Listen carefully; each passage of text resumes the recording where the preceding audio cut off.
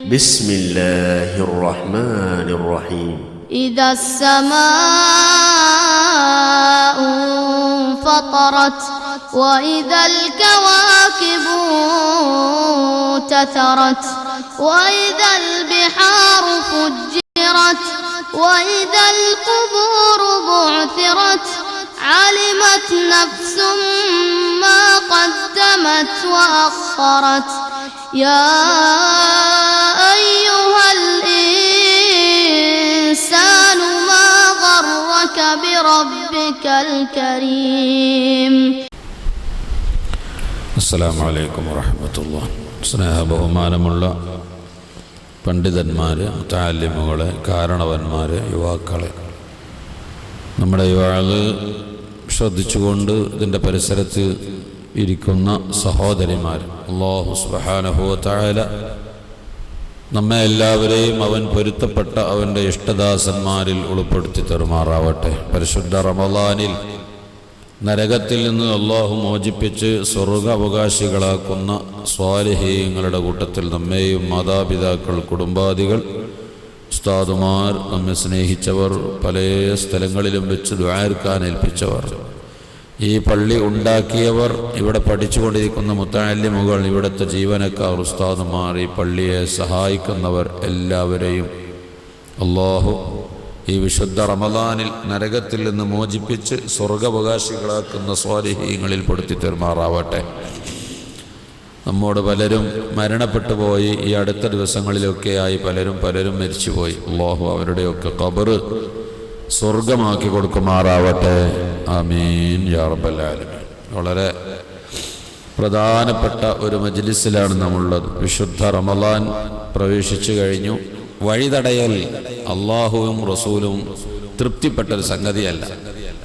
എന്നിട്ട് ഇന്നലെ വൈകുന്നേര സമയം പാർട്ടി ഓഫീസുകളിൽ കയറിയിരുന്നിട്ട് അഭിമാനം കൊള്ളുകയാണ്, ഒരൊറ്റ വണ്ടിയും വിട്ടില്ല. തെറ്റ് ചെയ്ത് അഭിമാനം കൊള്ളുന്ന ഒരു കാലമാണ്. അത്തരം പ്രവൃത്തികളിലൊന്നും റമളാൻ മാസം വിശേഷിച്ചും ഇനിയും അതൊക്കെ നാട്ടിൽ സംഭവിക്കാം. മുഅ്മിനീങ്ങൾ, മുസ്ലിമീങ്ങളായ ആളുകൾ അത്തരം വേണ്ടാത്തരങ്ങളിൽ ഇടപെടരുത്. വലിയ പുണ്യമുള്ളൊരു സംഗതിയാണ് ഒരു മനുഷ്യൻ വഴി നടന്നു പോകുമ്പോൾ അദ്ദേഹത്തിന് ഒരു സൗകര്യം ചെയ്തു കൊടുക്കുക എന്നുള്ളത്. അതൊക്കെ ഇൻഷാ അല്ലാഹ് നമ്മുടെ വിഷയങ്ങളുടെ കൂട്ടത്തിൽ കൂടി കടന്നു വരും. ഞാനിപ്പോൾ അതൊന്നും വിശാലമായി പറയാൻ ഇപ്പോൾ ഉദ്ദേശിക്കുന്നില്ല. വഅള് ഒരു മനുഷ്യനെയെങ്കിലും ചിന്തിച്ച് നന്നായി അതനുസരിച്ച് അമൽ ചെയ്യുന്ന ഒരാളെങ്കിലും ഉണ്ടായാൽ ഇതിൻ്റെ സംഘാടകരും പറയുന്ന ഞാനും കേൾക്കുന്ന നിങ്ങളും വിജയിച്ചു. നമ്മുടെ ജീവിതത്തിൽ സംഭവിക്കുന്ന, പറയുന്ന എനിക്കുൾപ്പെടെ ജീവിതത്തിൽ സംഭവിക്കുന്ന അനവധി തെറ്റുകുറ്റങ്ങൾ കാണും. ഞാനത് പറയുമ്പോൾ എനിക്കും തന്നെ ഒരു തോന്നൽ വരും, പഠിച്ചവനെ, ഞാനത് പാലിക്കാൻ ബാധ്യസ്ഥനാണല്ലോ. അങ്ങനെ എനിക്കത് തിരുത്താൻ കാരണമാകും. നമ്മുടെ വഅള് ആഖിറത്തിന് വേണ്ടിയുള്ള വഅളാവണം. ദുനിയാവുക്ക് വേണ്ടിയോ സമയം കളയാനോ. റമളാൻ മാസല്ലേ, എല്ലാ പള്ളിയിലും വഅളുണ്ട്. നമ്മളെ പള്ളിയിലും വഅള് വേണം. അതിനൊരാളെ കിട്ടണം എന്നുള്ള നിലക്ക് ഒരാളെ സംഘടിപ്പിച്ചു, ഒരു വഅള് സംഘടിപ്പിച്ചു, ഞാനും പറഞ്ഞു. അതാവാതെ പറയുന്നതെന്തും ആഖിറത്തിന് വേണ്ടിയാവണം, ആഖിറത്തിന്റെ മജ്ലിസും ആവണം. ഇരിക്കുന്ന നിങ്ങളും ഈ ഇരിക്കുന്ന ഇരുത്തം കൊണ്ട് നമുക്ക് സ്വർഗം സമ്പാദിക്കാൻ കഴിയണം. വെറുതെ വന്നിരുന്ന് പോവല്ല. ഒരുപാട് ജോലി തിരക്കുകളൊക്കെ ഉള്ളവരാ. പക്ഷേ റമളാൻ മാസത്തിൽ 1 മണിക്കൂർ സമയം ളുഹർ നിസ്കരിച്ചിട്ട് അല്ലാഹുവിന്റെ പള്ളിയിൽ ഇരിക്കാൻ അഡ്വാൻസായി അതിനൊരു ടൈം നാം കണ്ടെത്താം. ഒരുപാട് ജോലികൾക്കിടയിൽ ഒരു ടൈം ടേബിൾ നമുക്ക് വേണം. നമ്മുടെ ജീവിതത്തിന്റെ ഒരു ടൈം ടേബിൾ വേണം. രാവിലെ ഇന്ന സമയത്ത് ഇന്നതൊക്കെ ചെയ്യുക. പത്രം വായിക്കാൻ ഒരു ടൈം കണ്ടെത്തുക, ആ ടൈമിന് പത്രം വായിക്കുക.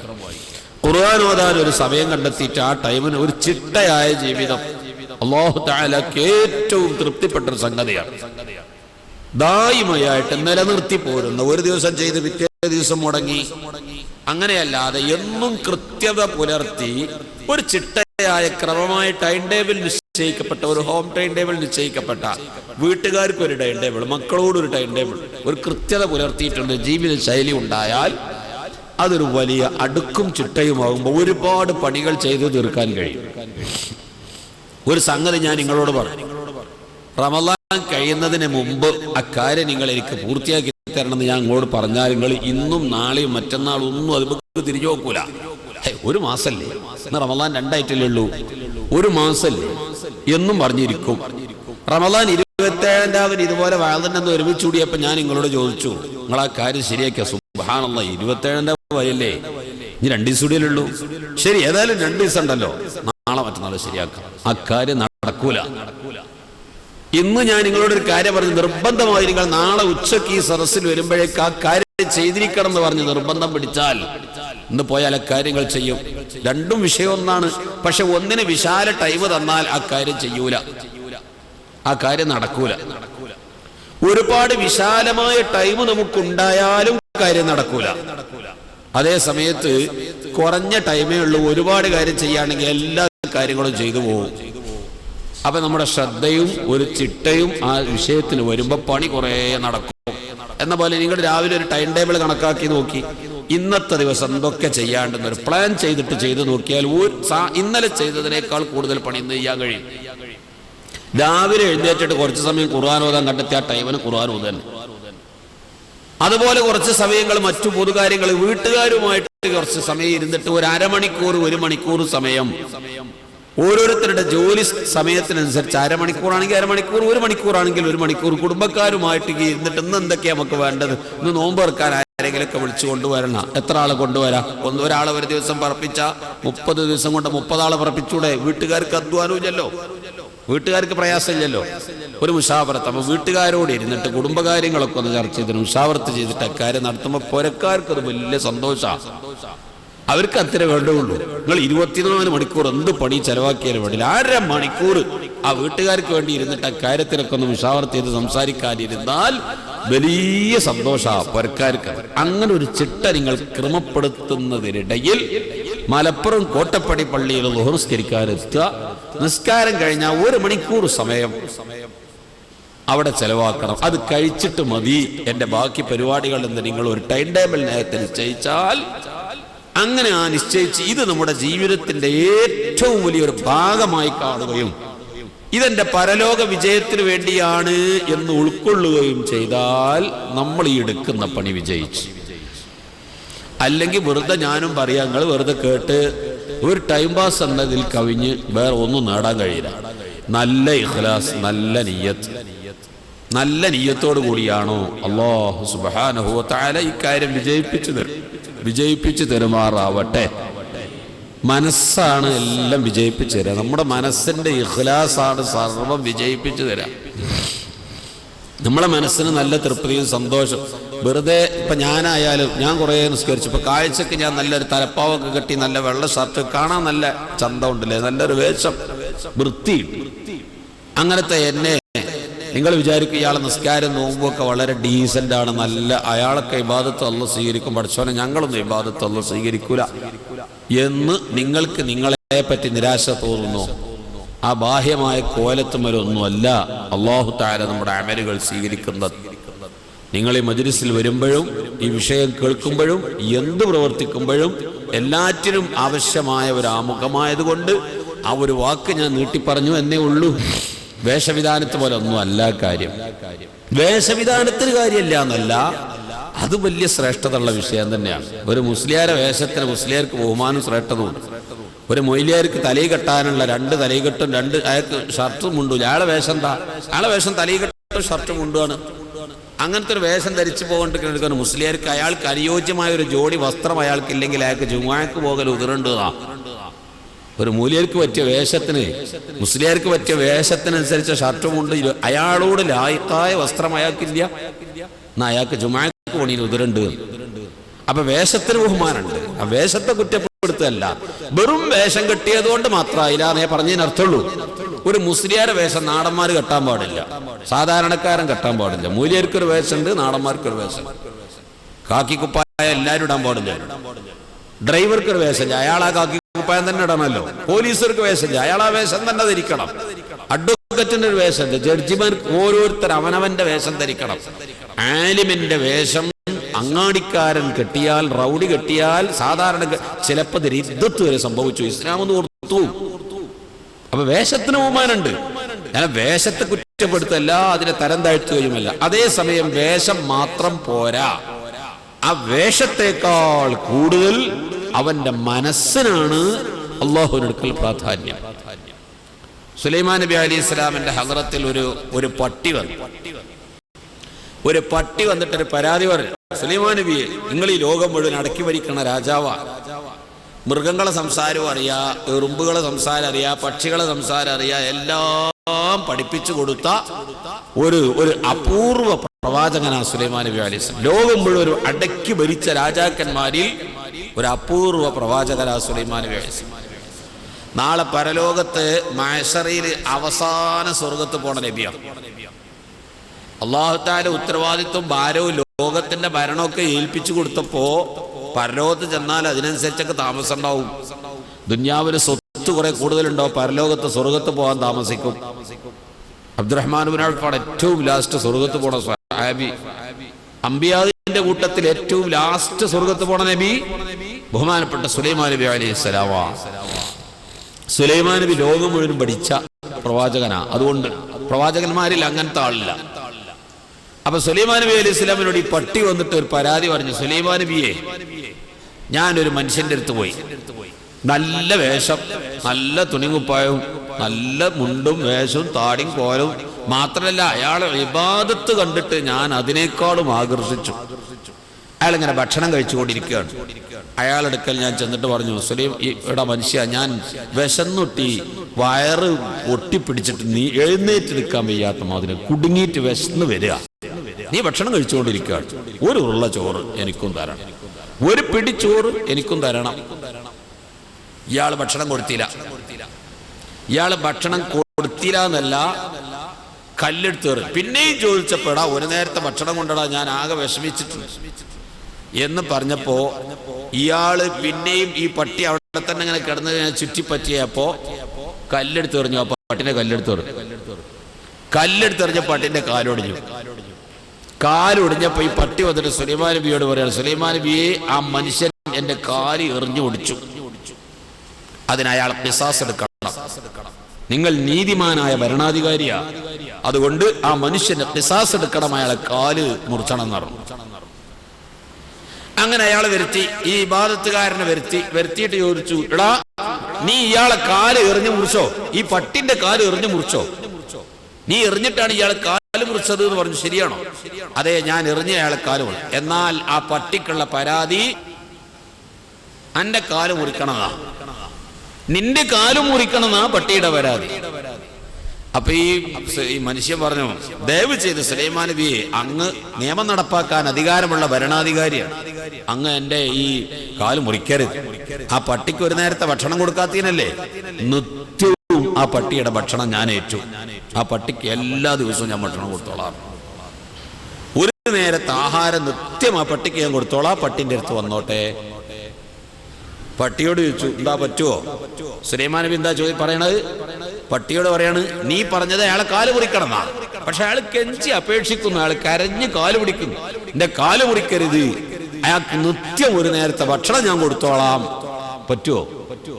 പട്ടിയോട് പറ്റൂല, എനിക്ക് അയാളെ ഭക്ഷണം വേണ്ട. ഹേയ്, 2 നേരം കൊടുക്കാറ്, എന്റെ കാല് മുറിക്കരുത്. ഇയാൾ പറയും, 2 നേരം കൊടുക്കാം, എന്റെ കാല് മുറിക്കരുത്. സുലൈമാനി ചോദിച്ചു, പറ്റുമോ? അയാൾ പറയണത്, എന്റെ 2 നേരത്തെ ഭക്ഷണം രാവിലെയും തരാം, ഉച്ചക്കും തരാം, അല്ലെങ്കിൽ ഉച്ചക്കും തരാം, രാത്രിയും തരാന്നാണ്, കാല് മുറിക്കരുത്, കേണപേക്ഷിക്കും. എന്താ പറ്റുമോ? നീ വിട്ടുവീഴ്ച ചെയ്തു കൊടുക്കാൻ തയ്യാറാണോ? ഈ പട്ടി പറഞ്ഞു, പറ്റൂല, എനിക്ക് അയാളെ കാല് മുറിച്ചേ പറ്റുള്ളൂ, എന്റെ കാല് മുറിച്ച അയാളെ കാല് മുറിക്കണം. ഈ കാല് മുറിഞ്ഞ കാലം കൊണ്ടിട്ട് ഞാനെങ്ങനെ അയാളുടെ അടുത്ത് ഭക്ഷണത്തിന് പോവാ? അയാൾ എനിക്ക് ഭക്ഷണം തരാറുണ്ട്, ഈ മുറിഞ്ഞ കാലം കൊണ്ട് ഞാൻ എങ്ങനെ അയാളുടെ അടുത്ത് ഭക്ഷണത്തിന് പോവാ? അതുകൊണ്ട് എനിക്ക് കാല് മുറിഞ്ഞു പോയി, അതിന് പകരം അയാളെ കാല് മുറിച്ചാലേ എന്റെ മനസ്സിനൊരു സമാധാനമാവും. ഇയാൾ പിന്നെയും കേണപേക്ഷിച്ചപ്പോൾ സുലൈമാൻ ഒരു മാപ്പ് ചെയ്ത് കൊടുക്കണോ? അങ്ങനെ തന്നെയല്ലേ മാപ്പ് ചെയ്യാന്ന് പറഞ്ഞാൽ?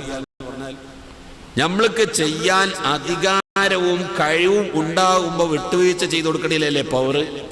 ഒരാളിന്റെ വന്നിട്ട് തല്ലിയപ്പോൾ അയാൾ നല്ല മല്ലനാണ്, ആരോഗ്യവാനാണ്, തിരിച്ചു തല്ലാൻ എന്നെ കൊണ്ട് യാതൊരു കെപ്പില്ലാത്തതുകൊണ്ട് ഓൻ പോയി പണിയോക്കട്ടോ എന്ന് പറഞ്ഞാൽ അതിലാണോ? അതാ അല്ല, തിരിച്ചു തല്ലാൻ കഴിവുള്ളപ്പോൾ അള്ളാഹുവിന്റെ പൊരുത്തത്തിന് വേണ്ടിയിട്ട് തല്ലാതിരിക്കൽ, അതിനൊരു ശ്രേഷ്ഠത വേറെ തന്നെയല്ലേ?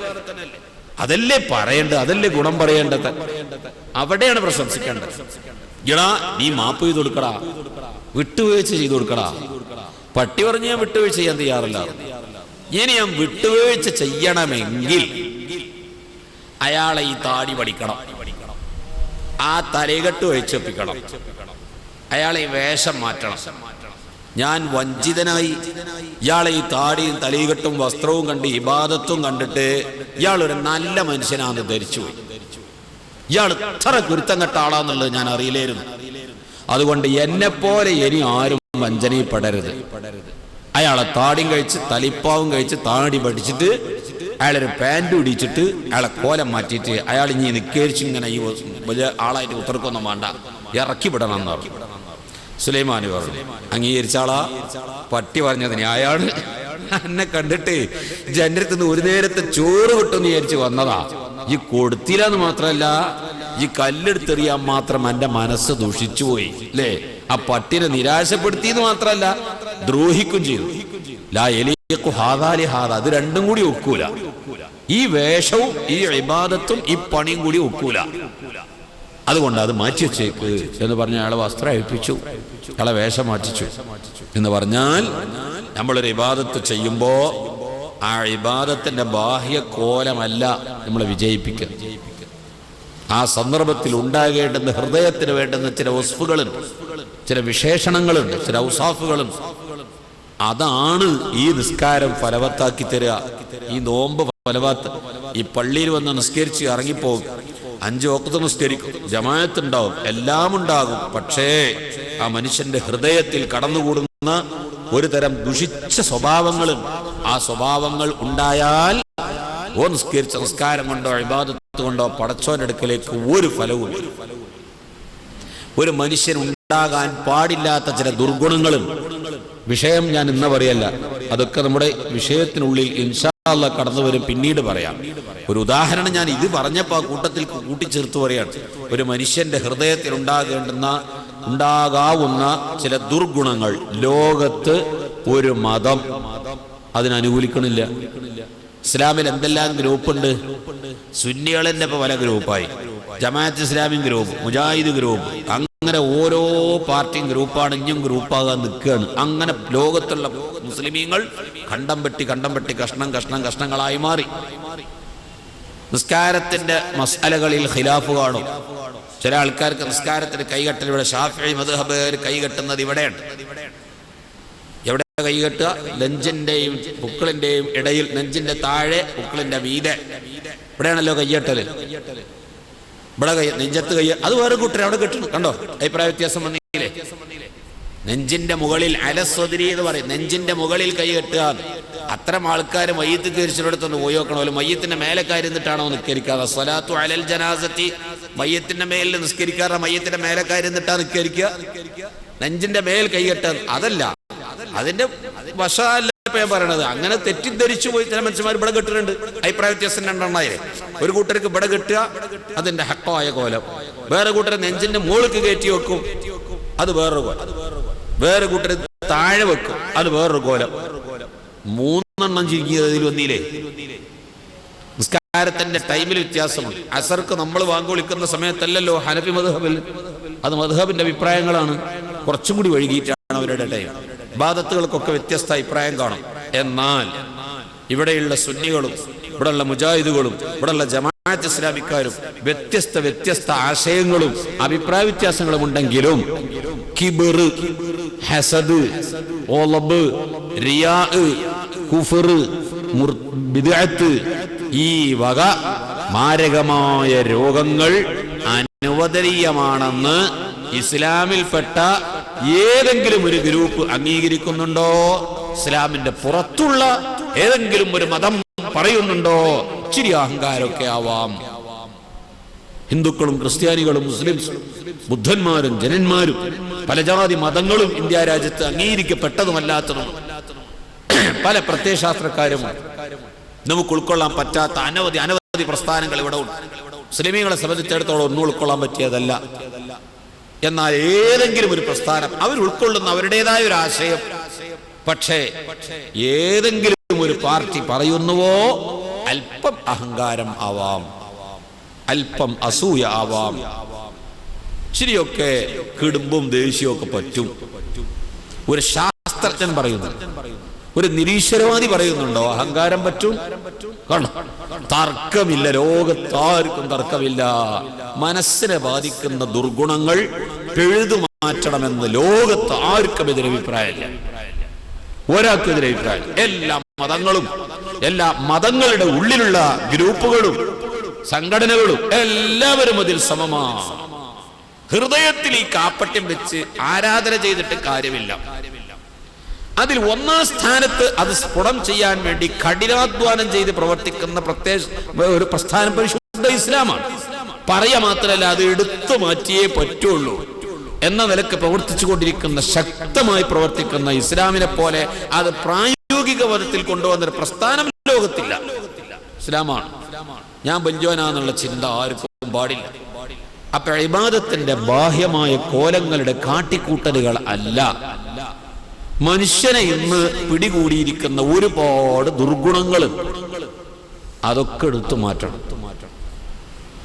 വഅദിന്റെ മജ്‌ലിസിൽ വന്നിരിക്കുമ്പോ തന്നെ നമ്മുടെ ലക്ഷ്യം എന്താണ്? ഇപ്പോൾ തന്നെ നിങ്ങൾ വിലയിരുത്തി കഴിഞ്ഞു, ഇയാൾ ഏത് ഗ്രൂപ്പുകാരനാ, അല്ലെങ്കിൽ ഏതാണ്? ഇതൊക്കെ ചിന്തിച്ചാണല്ലോ ഒരു സദസ്സ് പോണത്. അയാൾ എന്തൊക്കെയാണ് പറഞ്ഞത്? നമുക്ക് എന്നും ക്ലാസ്സിന് പോകാൻ പറ്റുമോ? നമുക്ക് ഉൾക്കൊള്ളാൻ കഴിയുമോ? അങ്ങനെയൊക്കെ വിലയിരുത്തിയിട്ട് പറ്റുമെങ്കിൽ പോയി നോക്കാം.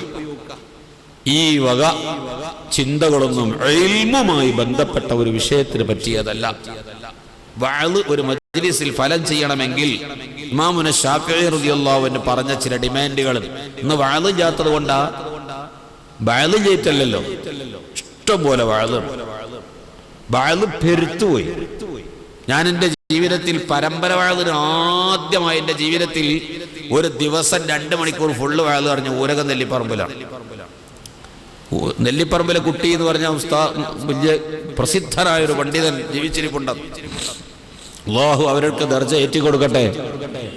വേറൊരു ഉസ്താദ് വഅദ് ഏറ്റിട്ട് എന്നോട് മുടക്കാൻ പറഞ്ഞയച്ചത്. 2 ദിവസത്തെ വഅദ് ഏറ്റിട്ട് ഒരു ദിവസം മൂപ്പരെ പോയി പറഞ്ഞിട്ട് ഓല് തമ്മിൽ ഒത്തുവെച്ചു. ഞാൻ തങ്ങളെ പറഞ്ഞേക്കാം, തങ്ങളെ നമുക്ക് എങ്ങനെയെങ്കിലും വഅദിന്റെ രംഗത്തൊക്കെ കൊണ്ടുവരണം. അതുകൊണ്ട് ഞാൻ മൂപ്പരെ നാളെ പറഞ്ഞേക്കും, എനിക്ക് നാളെ വരാൻ പറ്റൂല, തങ്ങളവിടെ പിടിച്ചിട്ട് വഅദ് ഏറിപ്പിക്കണം. ഓലമ്പല ഒത്തതാണ്, ഞാനറിയില്ല. പിറ്റേ ദിവസം ഞാൻ എന്നോട് പറഞ്ഞു, നിങ്ങൾ അവിടെ പോയിട്ട് എനിക്കൊന്ന് വരാൻ പറ്റൂല എന്ന് പോയി പറയാറ്. ഞാൻ വഅദ് മുടക്കാൻ പോവാണ്. പോണത് എപ്പോഴാ അറിയാം? 12 മണിക്ക് പുറപ്പെട്ട് വഅദ് മുടക്കാൻ. അന്ന് രാത്രി ഇശാക്ക് ശേഷം നിസ്കാരം കഴിഞ്ഞ് വീട്ടിൽ പോയി ചോറ് തിന്നിട്ട് വന്നിട്ട് വേണം വഅദ് തുടങ്ങാൻ. ഇന്നത്തെ മാതിരി മൗലിക കൊടുക്കാൻ നിസ്കരിക്കാൻ വഅദ് തുടങ്ങുന്ന സംവിധാനമല്ല. 36 കൊല്ലം മുമ്പാണ്. 36 കൊല്ലം മുമ്പാ സംഭവം. അങ്ങനെ ഞാൻ ഇവിടുന്ന് 12 മണിക്ക് പോയി മഗ്‌രിബ് ആയപ്പോഴേക്ക്, മഗ്‌രിബ് ബാങ്ക് കൊടുത്തതിന് ശേഷം അവിടെ എത്തിയത്. നിസ്കാരമൊക്കെ കഴിഞ്ഞ് അപ്പോൾ ഇയാൾ ഇങ്ങനെ എന്നെ തട്ടിക്കൂട്ടിയൊക്കെ നമ്മളെന്നാ കുട്ടികൾ മുലിയർ പാപ്പാൻ്റെ അടുത്ത് പോവാ, അവിടെ പോയി പറയാതെ. ഞാൻ അവിടെ ചെന്ന് ഇന്ന് അതിന് വരുന്ന ഉസ്താദ് ഇന്നലെ പറഞ്ഞ ഉസ്താദിന് ഇന്ന് വരാൻ പറ്റൂല എന്ന് പറഞ്ഞിട്ട് ഞാനിന്ന് അതിന് അത് മുടക്കാൻ പറഞ്ഞാണ്, വിവരം പറയാൻ വന്നാണ്. നിങ്ങളോട് പറഞ്ഞാളിയർ. നെല്ലിപ്പറമ്പിലെ കുട്ടി പറഞ്ഞാൽ പിന്നെ അതിനപ്പുറം നമുക്ക് പറയാൻ പാടില്ല. കാരണം പറയാൻ ധൈര്യം വരൂല. ആള് വലിയ ആളാ, അതൊക്കെ വലിയ തീക്കട്ടയാണ്. പേടിച്ചു പോകണം നമ്മൾ അവരെ കാലിമ്യങ്ങൾ. അത്തരം മനുഷ്യന്മാരൊക്കെ കഴിഞ്ഞുപോയി. മുലിയർ പാപ്പാന് മുമ്പിൽ ഒരാൾ എതിര് പറയില്ല, ഞങ്ങളാണ് പറഞ്ഞാളിയറു. ഞാൻ കുടുങ്ങിയില്ലേ? 1/2 മണിക്കൂർ ആദം നബി മുതൽ റസൂലുള്ളാഹി വരെ ഇസ്ലാം മുഴുവൻ പറഞ്ഞിട്ട് 1/2 മണിക്കൂറായില്ല. സമയം പോയിട്ടുണ്ട്. ഏതായാലും പറഞ്ഞൊപ്പിച്ച് 1.5 മണിക്കൂർ പറഞ്ഞപ്പോ എനിക്കൊരു ധൈര്യമായി. 1.5 മണിക്കൂർ പറയാം. എവിടെയും വഅദില്ല. വഅദ് കഴിഞ്ഞ് ഞാൻ തിരിച്ചു പോരാണ്. ഈ പരിസര പ്രദേശത്ത്, റമദാൻ മാസത്തിന്റെ പരിസര പ്രദേശത്ത് എവിടെയും വഅദ് ഉണ്ടോ? അത് വലിയ പൊലിവാ. ഈ ഇരിക്കണ തലനരച്ച കാരണവന്മാർക്കറിയാം, റമദാൻ മാസത്തിലൊരു വഅദ് എവിടെയെങ്കിലും ഉണ്ടെങ്കിൽ ആ വഅദ് കേൾക്കാൻ പോകുന്നത് വലിയ പൊലിവാ. വഅദ് കഴിഞ്ഞിട്ട് വീട്ടിലേക്ക് തിരിച്ചെത്തുമ്പോ അത്താഴത്തിന് ടൈം കിട്ടുമോ എന്നറിയില്ല. അത്രയും പ്രയാസപ്പെട്ട് ആ വഅദിന് പോയി വന്നിരുന്ന ഒരു കാലഘട്ടമുണ്ടായിരുന്നു. വഅദ് വളരെ വിരളമായൊരു കാലമുണ്ടായിരുന്നു. അതൊക്കെ അനുഭവത്തിൽ നമുക്ക് ഒരുപാട് പാഠങ്ങളും ചരിത്രങ്ങളും പറയാൻ മാത്രമുണ്ട്. ആ കാലഘട്ടത്തിലൊന്നും വഅദ് വളരെ കുറവ്. ഇന്ന് അങ്ങനെയാണോ? എല്ലാ പള്ളിയിലും വഅദല്ലേ? സർവ്വ പള്ളിയിലും ളുഹർ നിസ്കരിച്ച് വഅദായി. ഒരു ദിവസം 2 വട്ടം വഅദ്. ഇപ്പൊ ളുഹർ 9 മണിക്ക് വഅദ്, അസറിന് ശേഷം വേറെ പരിപാടി. ഇങ്ങനെ വഅദ് വരുത്തു, വഅദന്മാര് വരുത്തു. പക്ഷേ ആ കഴിഞ്ഞ കാലഘട്ടത്തിൽ എപ്പോഴെങ്കിലും കൊല്ലത്തിലൊരിക്കൽ മാത്രം കിട്ടുന്ന വഅദിന്റെ മജ്‌ലിസിൽ ഒരു ദിവസം പങ്കെടുത്ത ഒരു കഴിഞ്ഞകാല താടിയും തലയും നിരച്ച് കാരണവരുടെ ഈമാൻ ഇന്ന് നിങ്ങളോട് വഅദ് പറയുന്ന എനിക്കുണ്ടോ ഞാൻ സംശയിക്കുകയാണ്. പേടിയാണ്. ഇല്ലെന്നാണ് എന്റെ വിശ്വാസം. കഴിഞ്ഞ തലമുറയിലെ കാരണവന്മാരുടെ ഈമാൻ ഫുൾ ടൈം വഅദ് പറഞ്ഞുകൊണ്ടിരിക്കുന്ന വഅദ് കേട്ടുകൊണ്ടിരിക്കുന്നത് നമുക്കില്ല എന്നതാണ് യാഥാർത്ഥ്യം. എന്താ? അവർക്ക് ആ കേട്ട വഅദ് ഫലം ചെയ്തിരുന്നു, ഫലവത്തായിരുന്നു. ഒരു ഉപദേശം കേട്ടാൽ അത് അവരുടെ ജീവിതത്തിൽ പകർന്നിരുന്നു. അതിൽ പിന്നെ ഒരു സംശയിക്കലില്ല. ആ പിടുത്തത്തിൽ ഇന്നും അവരുടെ ഈമാൻ ഇളക്കാൻ കഴിയാത്ത ഒരു ഉറപ്പ് അവരുടെ ഈമാനിന് കിട്ടിയിരുന്നു. ഇന്നോ നീ വാതോരാതെ വഅദ് പറയുന്ന നമുക്ക് ആ ഫലം കാണുന്നില്ല. എന്താ കാരണം? വഅദ് ഒരു മജ്‌ലിസിൽ ഫലം ചെയ്യണമെങ്കിൽ കോട്ടപ്പടി പള്ളിയിലെ 30 ദിവസത്തിന് വേണ്ടി അഡ്വാൻസായി ഇന്ന് പറയാണ്. നമ്മുടെ വഅദ് നമുക്ക് ഫലപ്രദമാകണമെങ്കിൽ ശ്രോതാക്കളായ ഓഡിയൻസ് ശ്രദ്ധിക്കേണ്ട ചില കാര്യങ്ങളുണ്ട്. പ്രാസംഗികൻ ശ്രദ്ധിക്കേണ്ട ചില നിബന്ധനകൾ, ഞാൻ പാലിക്കേണ്ട ചില നിബന്ധനയുണ്ട്. ഓഡിയൻസ് ശ്രദ്ധിക്കേണ്ട കുറെ നിബന്ധനകൾ, നിങ്ങളുമായി ബന്ധപ്പെട്ട നിബന്ധന, ഞാനുമായി ബന്ധപ്പെട്ട നിബന്ധന. അല്ലാമ ബഹുമാനപ്പെട്ട ഇമാം ശാഫിഈ റളിയല്ലാഹു അൻഹു പഠിപ്പിക്കുന്നു, ഒരു പ്രാസംഗികൻ ഉൾക്കൊള്ളേണ്ടുന്ന നിബന്ധന പ്രാസംഗികൻ ഉൾക്കൊണ്ടില്ലെങ്കിൽ ആ സദസ്സിൽ വഅദ് ഫലം ചെയ്യില്ല. ശ്രോതാക്കൾ ഉൾക്കൊള്ളേണ്ടുന്ന നിയമം ശ്രോതാക്കൾ പാലിച്ചില്ലെങ്കിൽ ആ സദസ്സിൽ വഅദ് ഫലം ചെയ്യില്ല. രണ്ടു കൂട്ടരും പാലിക്കേണ്ടുന്ന ഒരു നിബന്ധനയുണ്ട്. എന്താണെന്നറിയുമോ? പ്രാസംഗികൻ തന്റെ ജീവിതത്തിൽ താൻ ഏറ്റവും സ്നേഹിക്കുന്ന ഇഷ്ടപ്പെടുന്ന കക്ഷി ആരുണ്ടോ അവരോട് സാദൃശ്യപ്പെടുത്തിയിട്ട് സദസ്സിനെ കാണണം. ഞാൻ എന്റെ ജീവിതത്തിൽ ഏറ്റവും സ്നേഹിക്കുന്ന ഒരു വ്യക്തിയോട് തുല്യപ്പെടുത്തി ശ്രോതാക്കളായ പഠിതാക്കളായ നിങ്ങളെ ഞാൻ കാണണം. നിങ്ങളുടെ ജീവിതത്തിൽ നിങ്ങൾ ഏറ്റവും ഇഷ്ടപ്പെട്ട വ്യക്തി ആരുണ്ടോ അവരോട് സാദൃശ്യപ്പെടുത്തി പ്രാസംഗികനെയും കാണണം. അങ്ങനത്തെ ഒരു ഹൃദയം എവിടെ ഉണ്ടോ അവിടെ വഅദ് പറയാൻ പാടുള്ളൂ, അല്ലാത്ത സ്ഥലത്ത് വഅദ് പറയാൻ പാടില്ല. ഇമാം ഷാഫിഈ തങ്ങളുടെ ഒരു പാഠമാണ്. വഅദ് ഫലം ചെയ്യാൻ ഒരു സദസ്സിന് മുമ്പിൽ വഅദ് പറയുമ്പോൾ പറയുന്നവന്റെ ലക്ഷ്യം ഈ മനുഷ്യന്മാരെങ്ങനെയെങ്കിലും നന്നായി കിട്ടണം, ഈ മനുഷ്യന്മാരെങ്ങനെങ്കിലും സ്വർഗത്ത് കടന്നു കിട്ടണം. ഇതേ ലക്ഷ്യം വെക്കാൻ പാടുള്ളൂ. ചൂഷണങ്ങളാവരുത്. നടന്നിട്ട് പറയല്ല, വരാവുന്ന ഓരോ വിഷയം. നിങ്ങളെ ഒരാളോട് പ്രത്യേകം എന്തെങ്കിലും ഒരു ദേഷ്യം എനിക്കുണ്ടായതുകൊണ്ട് അയാൾ ഫേസ് ചെയ്തിട്ട് വിഷയം പറയാം. അയാൾക്കറിയാം എന്നെ പറ്റിയാപ്പാ പറയണതൊക്കെ. അതിലേറെ മുഖ്യമായ വിഷയം ഇവിടെ വേറെ കിടക്കുന്നുണ്ടാവും. അത്തരം ദുരുദ്ദേശങ്ങളോ കുബുദ്ധികളോ അതൊന്നും ആയിരിക്കരുത്. ഈ സദസ്സിൽ ആരെയും മുഖം നോക്കിയിട്ടല്ല. ഇന്ന് സമൂഹത്തെ കാർന്ന് തിന്നുന്ന, സമൂഹത്തെ നരകത്തിലേക്ക് എത്തിക്കുന്ന തമ്മാടിത്തരങ്ങൾ എന്തൊക്കെ നമ്മെ പിടികൂടിയിട്ടുണ്ടോ ആ വിഷയങ്ങളിൽ നിന്ന് ഈ ജനങ്ങളെ എങ്ങനെയെങ്കിലും രക്ഷപ്പെടുത്തിയിട്ട് ഈ വഅദ് കേട്ട ഒരു മനുഷ്യനെങ്കിലും സ്വർഗത്ത് പോയി കിട്ടണം, ഇവരൊക്കെ സ്വർഗത്തിന്റെ അഹ്ലുകാരായി മാറണമെന്ന സദുദ്ദേശം മാത്രമേ എനിക്ക് പാടുള്ളൂ. കേൾക്കുന്ന നിങ്ങൾക്കോ ഗ്രൂപ്പ് തിരിച്ച് ആളെ തരം തിരിക്കുന്നതിന് പകരം നമ്മളെ പാർട്ടി നമ്മളെ ഗ്രൂപ്പും ആണെങ്കിൽ മാത്രം ഇൽമാണെങ്കിൽ അംഗീകരിക്കുക, അല്ലെങ്കിൽ വേണ്ട, അല്ലെങ്കിൽ നാളെ പോവന്നെ വേണ്ട. ആ നിലപാട് വിട്ടിട്ട് ഈ പറയുന്നത് എന്റെ ആഖിറത്തിന്റെ ഗുണത്തിനാണ്, ഞാൻ നന്നാവാനാണ് എന്ന ചിന്തയോടെ നല്ല സദുദ്ദേശത്തോടെ ഇൽമു കേൾക്കുന്ന രണ്ട് ഹൃദയങ്ങൾ, പറയുന്നവരെയും കേൾക്കുന്നവരുടെ ഹൃദയം പരിശുദ്ധമാണോ ആ പരിശുദ്ധ ഹൃദയത്തിൽ പറയുന്ന വഅദ് ഫലം ചെയ്യാതെ പോകില്ല. അതാ കഴിഞ്ഞ കാലഘട്ടങ്ങളിൽ ഇവിടെ ഉണ്ടായത്. കഴിഞ്ഞ കാലങ്ങളിൽ ഉണ്ടായിരുന്ന ഒന്ന് ഈ തലമുറക്ക് നഷ്ടപ്പെട്ടു പോയതും അതാണ്. ഒരു വാപ്പ മകനെ ചീത്തരം എന്തെല്ലാം പറയും. ഒരു മോൻ ഗുരുത്തം കെട്ടോണ്ട് എന്തു പറഞ്ഞാലും അനുസരിക്കൂല. പോയി ചത്തുപോടാ, എവിടെയെങ്കിലും മേലിൽ എന്റെ വീട്ടിൽ കടന്നു പോകരുത്. നീ എന്റെ വീട്ടിൽ കടന്നാൽ ഉമ്മാനെ വിളിച്ചിട്ട് ഭാര്യനെ വിളിച്ചിട്ട് പറയുതാ, ഇവനെങ്ങാനും ഇവിടെ വന്നാൽ ഇവന് ചോറ് കൊടുത്താൽ നിന്നെ ഞാൻ ഇവിടുന്ന് ഇറക്കി വിടും. ഈ കുരുത്തം കെട്ടവൻ എനിക്ക് കാണന്നെ വേണ്ട. ഇതൊക്കെ മക്കളോട് പറയും. അത് കേട്ട മകൻ ആ വീടിന്റെ അപ്പുറത്ത് കൂടി ഇറങ്ങിപ്പോയി ഉമ്മയുടെ പക്കൽ നിന്ന് അടുക്കളയിൽ നിന്ന് ഭക്ഷണം വാങ്ങി കഴിച്ച് അവനങ്ങ് പോകും. ഈ പറഞ്ഞത് അവന് വല്ല പരാതി ഉണ്ടാ? എന്താ എന്റെ വാപ്പേണ പറയണത് ഞാൻ നന്നാകാനാ എന്ന ചിന്ത ആ മകൻ, അവനാ സന്തതി, അവനാ നല്ല കുട്ടി. എന്റെ ബാപ്പയാണ് പറഞ്ഞത്, ഞാൻ ചത്തുപോകാൻ വേണ്ടി പറഞ്ഞതല്ല, ഞാൻ നന്നാകാൻ വേണ്ടി പറഞ്ഞതാണ് എന്ന് ആ മകൻ ചിന്തിച്ചപ്പോൾ ആ അപ്പുറത്ത് കൂടി ചെന്ന് ഉമ്മയുടെ പക്കൽ നിന്ന് സ്വകാര്യമായിട്ട് ചോറ് വാങ്ങി തന്നിട്ട് വാനങ്ങനെ അടുക്കളയിൽ കൂടിയാണ് ഇറങ്ങിപ്പോകും.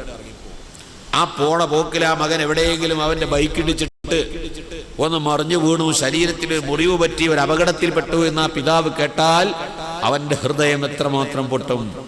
പറഞ്ഞതൊക്കെ പറഞ്ഞു. എന്റെ കുട്ടി എങ്ങനെയെങ്കിലും നന്നാകണമെന്ന് വിചാരിച്ച് പറഞ്ഞതാ, ഓൻ എവിടെയെങ്കിലും പോയിട്ട് തൊലയാൻ വേണ്ടി പറഞ്ഞതല്ല, എന്റെ കുട്ടി നന്നാവട്ടെ എന്ന ചിന്തയിൽ പറഞ്ഞതാണെന്ന് ആ പിതാവിന്റെ ഹൃദയം വേദനിക്കില്ലേ?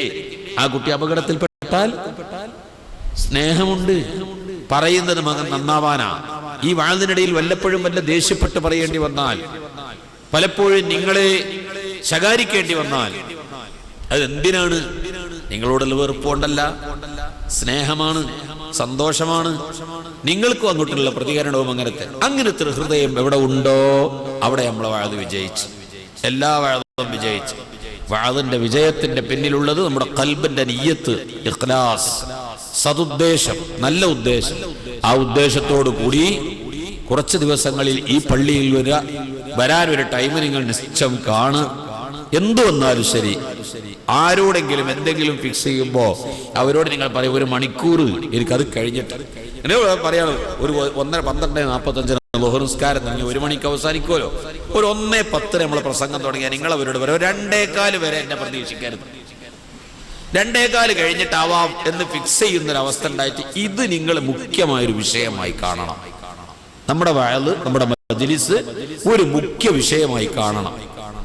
ആ കാണുന്ന ദിവസങ്ങളിൽ എത്രയും അള്ളാഹുവിന്റെ നൂറാനിയത്ത്, അവന്റെ മലായിക്കത്തിന്റെ പ്രാർത്ഥന വഴി ബാക്കി കാര്യങ്ങൾക്കൊക്കെ അള്ളാഹു തആല നല്ല സലാമത്ത് നമുക്ക് തരും, സന്തോഷം തരും, നമ്മുടെ കാര്യങ്ങൾ വിജയിക്കും. അള്ളാന്റെ ദീൻ ഒരു മനുഷ്യൻ പരിഗണിച്ചാൽ അവനെ അള്ളാഹ് പരിഗണിക്കും. നമ്മുടെ മനസ്സിന്റെ ചിന്ത അള്ളാഹുവും അവന്റെ ദീനും ആണോ, നമ്മുടെ പ്രശ്നങ്ങളൊക്കെ പടച്ചോൻ പരിഹാരം ഉണ്ടാക്കി. നമ്മളെ വിഷയത്തിന് പരിഹാരം ഉണ്ടാക്കാൻ തേടുകയാണ്, അതിന് കിടന്ന് ഓടുകയാണ്. പടച്ചോന്റെ ദീൻ ശ്രദ്ധിക്കാൻ നമുക്ക് ടൈമില്ല. എവിടെ ടൈം? ഒരുപാട് ചുറ്റുപാട് പ്രശ്നങ്ങൾ. ഏത് പ്രശ്നം? നമ്മുടെ നഫ്സിയായ പ്രശ്നം. ആ പ്രശ്നം കാരണം ഒരു പരിപാടിയും ചെയ്യാൻ, ദീനുമായി ബന്ധപ്പെട്ടിട്ട് പ്രവർത്തനത്തിന് നമുക്ക് സമയമില്ല. എന്നും പ്രശ്നം തന്നെ, പ്രശ്നം തീരൂല. പ്രശ്നം തീർന്നിട്ടൊരു സംഗതി ഈ ദുനിയാവിൽ ചെയ്യാൻ പറ്റൂല. നമ്മളെ പ്രശ്നം തീരൂല. എന്നും പ്രയാസം ബുദ്ധിമുട്ടും തന്നെയായിരിക്കും. അതേസമയത്ത് അത് അവിടെ കിടക്കട്ടെ. അള്ളാന്റെ ദീൻ എന്ന ചിന്തയിൽ പ്രവർത്തിക്കുന്നുവോ നമ്മുടെ കാര്യം അള്ളാഹു തന്നെത്താൻ നമ്മൾ അറിയാതെ വിജയിപ്പിച്ചു തരും. അള്ളാഹുയുടെ പ്രത്യേകം നമ്മളെ പരിഗണിക്കും. ശാഫിഈ ഫുഖഹാന്റെ കൂട്ടത്തിൽ ഏറ്റവും കൂടുതൽ ആയുസ് ജീവിച്ച മനുഷ്യനാരെന്നറിയോ? ശാഫിഈ ഫുഖഹാക്കന്മാരുടെ കൂട്ടത്തിൽ ഏറ്റവും കൂടുതൽ ആയുസ് ജീവിച്ചത് അബൂ ശുജാഉൽ ഇസ്ഫഹാനി റളിയല്ലാഹു അൻഹു ആണ്. 160 വയസ്സ് 160 വയസ്സ് ജീവിച്ചു. അത്രയും ദീർഘായുസ് ഫുഖഹാക്കളിൽ ഒരാൾ ജീവിച്ചിട്ടില്ല. അദ്ദേഹത്തിന്റെ ഖബർ എവിടെയെന്നറിയോ? അബൂ ശുജാഉൽ ഇസ്ഫഹാനിന്റെ ഖബർ എവിടെയെന്നറിയോ? മദീനത്ത് റസൂലുള്ളാഹിക്ക് സലാം പറയാൻ വെക്കുന്ന റൗള ഷരീഫില്ലേ, അതിന്റെ ഉള്ളിലാവും മൂപ്പരെ ഖബർ.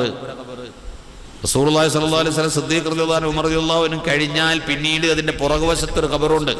ആ ഖബർ അബൂ ശുജാഉൽ ഇസ്ഫഹാനിന്റെ ഖബറാണ്. വിശാല ചരിത്രം, അതിന്റെ വിശദീകരണമൊക്കെ ഇൻഷാ അല്ലാഹ് പിന്നീട് നമുക്ക് പറയാം. ഇന്നത്തെ വിഷയം അതല്ലാത്തതുകൊണ്ട് ഇവിടെ പറയില്ല. അതിൽ നിന്ന് ഇന്നത്തേക്ക് പറ്റിയൊരു വിഷയമുണ്ട്. എന്താണെന്നറിയോ? അബൂ ശുജാഉൽ ഇസ്ഫഹാനി റളിയല്ലാഹു അൻഹു 160 വയസ്സിൽ വഫാത്തായത്. ഒറ്റ മുടി നരച്ചിട്ടില്ല. 160 വയസ്സായിട്ട് ഒരു പല്ല് ഇളകിയിട്ടില്ല. കണ്ണിന് കാഴ്ചക്ക് ഒരു പോറലും സംഭവിച്ചില്ല. കേൾവിക്കൊരു കുഴപ്പമില്ല. വയസ്സന്മാരുടെ ശരീരം ചുക്കിച്ചുളിയുന്നത് പോലെ ചർമ്മം ചുക്കിച്ചുളിഞ്ഞിട്ടില്ല. പ്രസരിപ്പുള്ള ചർമ്മം തന്നെ, യുവാക്കളെ പോലെ പ്രസരിപ്പുള്ള ചർമ്മം. ആൾക്കാർ ചോദിച്ചു, അബൂ ശുജാഉൽ ഇസ്ഫഹാനി തങ്ങളെ, നിങ്ങൾക്ക് എന്താ ഇങ്ങനെ ഒരു അത്ഭുതം? വയസ്സ് 160 ആയല്ലോ. 110ാമത്തെ വയസ്സിൽ മരണപ്പെട്ടാൽ പത്രത്തിൽ ചരമകോളം പെട്ടിക്കോളത്തിലായിരിക്കും. അത്ഭുത വാർത്തയാ. 160ാമത്തെ വയസ്സിൽ നിങ്ങൾക്ക് ഇങ്ങനത്തെ ഒരു അത്ഭുതം? ഒറ്റ മുടി നരച്ചിട്ടില്ല, പല്ലും പോയിട്ടില്ല, കണ്ണിന് കാഴ്ചയും കുറവില്ല, ചെകിടിന് കേൾവിയും കുറവില്ല. എന്താ? അപ്പൊ പറഞ്ഞ മറുപടിയാ നമ്മുടെ വിഷയം. അബൂ ശുജാഉൽ ഇസ്ഫഹാനി തങ്ങൾ പറയും, എനിക്കെന്റെ റബ്ബ് തന്ന ആരോഗ്യകാലത്ത് അള്ളാഹ് എന്നെ ഏൽപ്പിച്ച ഈ അവയവമുണ്ടല്ലോ, അള്ളാഹ്ക്ക് പൊരുത്തല്ലാത്തൊരു പണി ചെയ്തില്ല. എന്നെ റബ്ബ് ഈ ഏൽപ്പിച്ച അവയവങ്ങളെ കൊണ്ട് ഒരു പണി അള്ളാഹ്ക്ക് പൊരുത്തല്ലാത്ത ഞാൻ ചെയ്തില്ല. അത് മുഴുവനും അള്ളാന്റെ ദീനിനെ അങ്ങോട്ട് ഉപയോഗപ്പെടുത്തിയപ്പോ ഞാൻ കുടുങ്ങിയൊരു സന്ദർഭം വന്നപ്പോ പഠിച്ചോ എന്നെ കഴിച്ചിലാക്കി. ഞാൻ ബുദ്ധിമുട്ടായപ്പോ എന്നെ റബ്ബ് നോക്കി. ഞാൻ ആരോഗ്യമുള്ള കാര്യത്ത് അള്ളാന്റെ ദീന് നോക്കിയപ്പോ ഞാൻ വിഷമിക്കുന്ന ഒരു സന്ദർഭം വന്നപ്പോ പഠിച്ചോൻ എന്നെ പരിഗണിച്ചു. ഇതിനപ്പുറം ഒരു മറുപടി എനിക്ക് പറയാനില്ല. നിങ്ങൾ ചിന്തിക്കണം, അള്ളാന്റെ ദീനിന് വേണ്ടി നമ്മൾ ഓടിയോ നമ്മുടെ പ്രശ്നം അള്ള പരിഹരിച്ചു തരും. നമ്മളെ പ്രശ്നത്തിന് ഓടുകയാണോ നമ്മളെ പ്രശ്നം പൂർത്തീകരിക്കൂല, അള്ളാന്റെ ദീനിനെ പ്രവർത്തിക്കാത്ത നഷ്ടം ഉണ്ടാവുകയും ചെയ്യും. അത് നികത്താനും കഴിയില്ല. അപ്പൊ അതുകൊണ്ട് നമ്മളെ കുടുംബപരമായ പ്രശ്നങ്ങള്, ബിസിനസ്സുകള്, യാത്ര, പ്രശ്നം പലതും നമ്മൾക്കുണ്ട്. പക്ഷെ ഈ ഒരു മണിക്കൂർ അള്ളാഹുവിന്റെ ഇൽമാണ്, ദീനാണ്. ഇവിടെ വന്ന് ഇരുന്നിട്ട് കുറച്ചെങ്കിലും എന്തെങ്കിലുമൊക്കെ കാര്യം പഠിക്കുക, മനസ്സിലാക്കുക, അതെന്റെ ആഖിറത്തിനും പടച്ചവന്റെ അടുത്തേക്കും രക്ഷയ്ക്ക് വേണ്ടിയാണ് എന്ന നല്ല ലക്ഷ്യത്തോടു കൂടി, ഇഖ്ലാസോടു കൂടി ആയിരിക്കണം നിങ്ങൾ ഈ ക്ലാസ്സുകളിൽ പങ്കെടുക്കുന്നത്. അപ്പോൾ ഇതിനെ കവച്ചു വെക്കുന്ന വേറൊരു വിഷയമില്ല.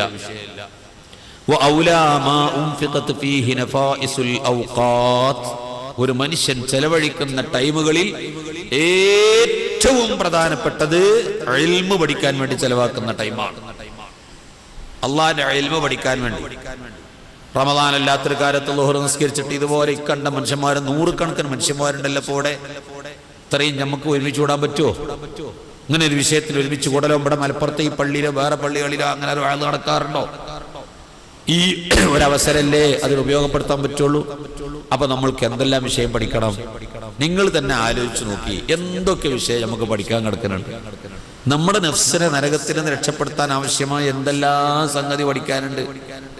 ഇപ്പൊ റമളാനാണ് ആസന്നമായത്. നോമ്പിനെ പറ്റി എത്ര ഷർത്തും ഫർളും, 1000 ചോദ്യോത്തരം, 1000 ചോദ്യോത്തരം. നോമ്പിനെ പറ്റി 1000 ചോദ്യോത്തരം. ഒരു പുസ്തകം 1000 എന്ന് തോന്നുന്നുണ്ട് എനിക്ക്. ഇപ്പൊ സംശയമായിപ്പോയി, ഇപ്പൊ പറഞ്ഞപ്പോ എനിക്കൊരു സംശയമായി. ഇബ്രാഹിം ബാക്കവി എഴുതിയൊരു ബുക്ക് നോമ്പിനെ പറ്റി. വേണ്ട, 100 എണ്ണാണെങ്കിലോ, 100 എണ്ണമാണെങ്കിൽ നമുക്കറിയോ? ശ്രോതാക്കളെ, ഞാൻ ഈ ആലിമീങ്ങളോടൊന്നുമല്ല വഴുതു പറഞ്ഞത്. ഈ ആലിമീങ്ങളോടും മുത്താലിമീങ്ങളൊന്നുമല്ല ഞാൻ വഴുതു പറഞ്ഞത്. ഞാൻ ഈ സാധാരണക്കാരായ ആളുകൾ, എന്നെ സമന്മാരായ സാധാരണക്കാരോടാണ് ഞാൻ പറഞ്ഞത്. 100 മസ്അലന്റെ, ഇപ്പൊ നമ്മളെ ഈ പള്ളിയുമായൊക്കെ ബന്ധപ്പെട്ടിട്ട് ഇബ്രാഹിം ബാക്കവി അദ്ദേഹം ഒരു പുസ്തകം നോമ്പിനെ പറ്റി 100 മസ്അലകൾ ഒരു പുസ്തകം എഴുതി. 100 മസ്അല നോമ്പിനെ പറ്റി ഉണ്ടെങ്കിൽ എനിക്ക് എത്ര മസ്അല അറിയാം? നിങ്ങൾ ചിന്തിക്കുക, എത്ര മസ്അല നോമ്പിനെ പറ്റി അറിയാം? നോമ്പ് മുറിയുന്ന കാര്യങ്ങളെ കുറിച്ച് എന്ത് വിഷയങ്ങൾ നമുക്കറിയാം. അപ്പോ നമ്മൾ ആഴത്ര, നമ്മൾ ഇൽമിന്റെ പരിധി എത്ര? അങ്ങനെ നിസ്കാരത്തെ പറ്റി, ഓരോ അമലിനെ പറ്റിയും പഠിക്കാനുണ്ടല്ലോ. നിസ്കാരം ബാത്തിലാകുന്ന സംഗതികൾ, എന്തെല്ലാം സംഗതി, ഇസ്ലാമിൽ നിന്ന് പുറത്തു പോകുന്ന അനവധി സംഗതികളുണ്ട്. അതൊക്കെ ചിന്തിച്ചു നോക്കുമ്പോൾ ഇന്ന് ജനങ്ങളെ സംബന്ധിച്ചിടത്തോളം നിങ്ങൾ ആർക്കും ഒരു പ്രശ്നവും ഇല്ലാത്ത അനവധി തെറ്റുകളുണ്ട്. ജനങ്ങളൊരു പ്രശ്നമായിട്ടേ അത് കാണുന്നില്ല. അങ്ങനത്തെ കുറേ തെറ്റ്. അതുപോലെ നിസ്സാരമായ സംഗതികളെ കൊണ്ട് അള്ളാന്റെ സ്വർഗം നേടാം. നിസ്സാരപ്പെട്ട ചില സംഗതി, അത് ചെയ്താൽ കിട്ടുന്ന ഫലം എന്താ? അള്ളാന്റെ സ്വർഗം. സ്വർഗം ഫലം കിട്ടും എന്ന് ഒരു അമലിനെ പറ്റി പറഞ്ഞാൽ, ഒരു അമലിനെ പറ്റി പറയാണ് സ്വർഗം പ്രതിഫലം കിട്ടും എന്ന് പറഞ്ഞാൽ, സ്വർഗം എത്രയോ ദൂരത്താ. തിൽക്കൽ ജന്നത്തു ഖുർആൻ പറഞ്ഞപ്പോ തന്നെ സ്വർഗം കുറെ ദൂരത്താന്നാ. തിൽക്ക എന്ന് പറഞ്ഞാൽ എന്താ? ദൂരത്തുള്ളതിന് ഇഷാറത്ത് ചെയ്യാനുള്ളതാ തിൽക്ക. അത്, ഇത്, അത് എന്ന് പറയാൻ ദൂരത്തുള്ളത്, ഇത് എന്ന് പറഞ്ഞാൽ അടുത്തുള്ളത്. അറബിയിലുണ്ട് അങ്ങനെ, അറബിയിലുണ്ട് അങ്ങനെ. അത്, ഇത് എന്ന് പറഞ്ഞ ദൂരത്തുള്ളതിനെയും അടുത്തുള്ളതിനെയും ഇഷാറത്താക്കാനുള്ള പദങ്ങൾ മലയാളത്തിലുണ്ട്, ഇംഗ്ലീഷിലുണ്ട്, അറബിയിലൊക്കെ ഉണ്ട്. ഹാദാ, ദാലിക, തിൽക്ക എന്നൊക്കെ പറയും. സ്ത്രീലിംഗവും പുല്ലിംഗവും ഒക്കെ അതിലുണ്ട്. തിൽക്ക പറഞ്ഞാൽ എന്താ അറിയോ? ആ ദൂരത്ത് കിടക്കുന്ന സാധനം എന്നാ. ഖുർആനിൽ സ്വർഗത്തെ പറ്റി പറഞ്ഞ തിൽക്കൽ ജന്നത്തൂന, ആ ദൂരത്ത് കിടക്കണ സ്വർഗം. സ്വർഗം കുറെ ദൂരത്താന്നർത്ഥം. അത് കിട്ടണമെങ്കിൽ കുറെ പണിയെടുക്കണം, കുറെ അധ്വാനിക്കണം സ്വർഗം കിട്ടണേ. ഇത് ഉമ്മരി തന്നെയാണെങ്കിൽ കാലാണ് എടുത്തുവെച്ചാൽ മതി. കുറെ ദൂരത്താവുമ്പോ കുറെ നടന്നെങ്കിലും പോണ്ടേ, കുറെ വാഹനം കയറി പോണ്ടേ, കുറെ വിഷമിച്ചിട്ട് വേണ്ടേ നടത്താൻ. പുഴ ഇടക്കുണ്ടെങ്കിൽ നീന്തിക്കരന്നിട്ട് അക്കരെ കിടക്കണ്ടേ, എന്തെല്ലാം പണിയെടുക്കാനുണ്ട് അതിന്റെ അടിയിൽ. അപ്പൊ സ്വർഗം കുറെ ദൂരത്താ. ആ ദൂരത്തുള്ള സ്വർഗത്തിലേക്ക് എത്തുന്നതിന് തടസ്സമായ അനവധി വിഷയങ്ങളെ കൊണ്ടിട്ട് പൊതിയപ്പെട്ടിരിക്കുകയാണ് നമ്മളെ ജീവിതം. അങ്ങോട്ട് പോകുമ്പോൾ വഴിക്കല് മുഴുവനും ഉള്ളാണ്. കുണ്ടും കുഴികളാണ്, പുഴകളാണ്, പല സംഗതികളും സജ്ജമാക്കണം. ഇതൊക്കെ തയ്യാറാക്കി പോകുന്നതിൻ്റെ ഇടയ്ക്ക് വെച്ചിട്ട് അത് നഷ്ടപ്പെട്ടു പോകാതിരിക്കാൻ കാത്തു സൂക്ഷിക്കണം. കാലാകാലം ജീവിക്കേണ്ട സ്വർഗത്തെപ്പറ്റി നമുക്ക് യാതൊരു ചിന്തയില്ല. ഇന്നോ നാളെയുടെ ഇറങ്ങി കൊടുത്തു പോകേണ്ട വീടിനെ കുറിച്ചോ നല്ല ബോധമാണ്. ഒരു പ്രവാസിയുടെ ആരോഗ്യകാലം ഗൾഫ് രാജ്യങ്ങളിൽ തുലച്ചത് എന്തിനു വേണ്ടിയാണ്? ഈ ദുന്യാവിലൊരു വീടുണ്ടാക്കാനല്ലേ. ആരോഗ്യം മുഴുവനും ഗൾഫിൽ കളഞ്ഞത്. ഇന്ന് നമ്മളിപ്പോൾ ഈ അധ്വാനിക്കണതൊക്കെ എന്തിനാ? എൻ്റെ ഭാര്യനെയും മക്കളെയും കൂട്ടിപ്പിടിച്ച് മറ്റുള്ളവൻ്റെ കറുത്ത മുഖം കാണാതെ സുഖകരമായൊരു സന്തുഷ്ട ജീവിതത്തിന് വേണ്ടി എൻ്റെ മക്കളെ കൂട്ടിപ്പിടിച്ച് ജീവിക്കാനൊരു വീട് വേണമെന്ന നിലയ്ക്കല്ലേ നമ്മൾ ഈ കടന്നുള്ള അധ്വാനം പ്രവർത്തനമൊക്കെ. ആ വീട് വിട്ട് ഇറങ്ങിപ്പോകണ്ടേ? ദുന്യാവ് തൊലച്ചത് മുഴുവനും ഈ വീടിന് വേണ്ടിയിട്ടാണെങ്കിൽ ആ വീട് വിട്ട് ഇറങ്ങിപ്പോകേണ്ടി വന്നില്ലേ? ഈ ദുന്യാവിന് വേണ്ടി എന്തെല്ലാം നമ്മൾ പഠിച്ചിട്ടുണ്ട്, എന്തെല്ലാം അറിവ് നമ്മൾ സമ്പാദിച്ചിട്ടുണ്ട്. സ്കൂളുകളിൽ പഠിച്ചിട്ടുണ്ട്, കോളേജുകളിൽ പഠിച്ചിട്ടുണ്ട്, ഒരുപാട് അധ്വാനിക്കുന്നുണ്ട്. ആ വീട് വിട്ട് ഇറങ്ങി പോകുമ്പോ 3 കഷ്ടം തുണിയല്ലാതെ പിന്നാലെ വരാൻ ഒന്നുമില്ല. പോയി കിടക്കാനുള്ളത് 6 അടി മണ്ണാകുന്ന കൂരിരുട്ടാർന്ന ഖബറിന്റെ ഉള്ളിൽ 6 ഇഞ്ച് സ്ഥലം, 1/2 അടി മണ്ണ്. 1 അടി കൂട്ടിക്കോ, 12 ഇഞ്ചാണെങ്കിൽ മലന്ന് കിടക്കാൻ വേണ്ടി പറ്റൂലല്ലോ, ചെരിഞ്ഞ് കിടക്കണ്ടേ ഖബറിൽ? അതിനുള്ള സ്ഥലമാണ് ഇപ്പൊ നമുക്ക് കിടക്കാനുള്ളത്. അതേ സമയത്ത് അവിടുന്ന് അങ്ങോട്ടുള്ള ജീവിതം സന്തോഷമാക്കാനുള്ള അറിവല്ലേ ഒരു മനുഷ്യൻ പഠിക്കേണ്ടത്? ബുദ്ധിയുള്ളവൻ അതല്ലേ ചെയ്യുക. മറ്റതൊക്കെ ഇവിടെ വിട്ടേച്ച് പോകണം. ഇംഗ്ലീഷ് പഠിച്ചാൽ അതിന് ആവശ്യത്രേ ഉള്ളൂ, മരിക്കണത് വരെ ഉള്ളൂ. എഞ്ചിനീയറിംഗ് പഠിച്ചാൽ ആവശ്യം മരിക്കണത് വരെയല്ലേ ഉള്ളൂ. ഡോക്ടറേറ്റ് പഠിച്ചാൽ ആവശ്യം മരിക്കണത് വരെയല്ലേ ഉള്ളൂ. ആ പഠിച്ച എഞ്ചിനീയറിംഗും ഡോക്ടറേറ്റും ആഖിറത്തുക്ക് ഉപകാരപ്പെടുത്തുന്ന അറിവ് അതിൻ്റെ കൂടെ ഇല്ലെങ്കിൽ അത് ഫലവത്താവുമോ? ആ പഠിച്ച അറിവ് കൊണ്ട് എന്താ കാര്യം? അപ്പൊ എത്ര ഏത് മേഖലയിൽ വിദ്യാഭ്യാസമുള്ളവരാണെങ്കിലും നമ്മുടെ മുഖ്യ ലക്ഷ്യം സ്വർഗമായി കണ്ടാൽ, ആഖിറവുമായി കണ്ടാൽ, അതിനുവേണ്ടി പഠിക്കലാ ഒരു മനുഷ്യൻ. ചെലവഴിക്കപ്പെടുന്ന സമയങ്ങളിൽ ഏറ്റവും പ്രധാനപ്പെട്ട ടൈം ഇൽമ് പഠിക്കാൻ വേണ്ടി ഉപയോഗപ്പെടുത്തലാണ്. അറിവ് സമ്പാദിക്കും. അള്ളാന്റെ ഇൽമ് പഠിക്കാൻ തിരിഞ്ഞാൽ വലിയ സന്തോഷ അള്ളാഹു തആലക്ക്. അള്ളാഹിന്റെ ഇൽമ പഠിക്കുന്ന ഒരു വഴിയിലേക്ക് ഒരു മനുഷ്യൻ പ്രവേശിച്ചാൽ സ്വർഗത്തേക്കുള്ള വഴി എളുപ്പമായി. സ്വർഗത്തിലേക്കുള്ള വഴി എളുപ്പമായി.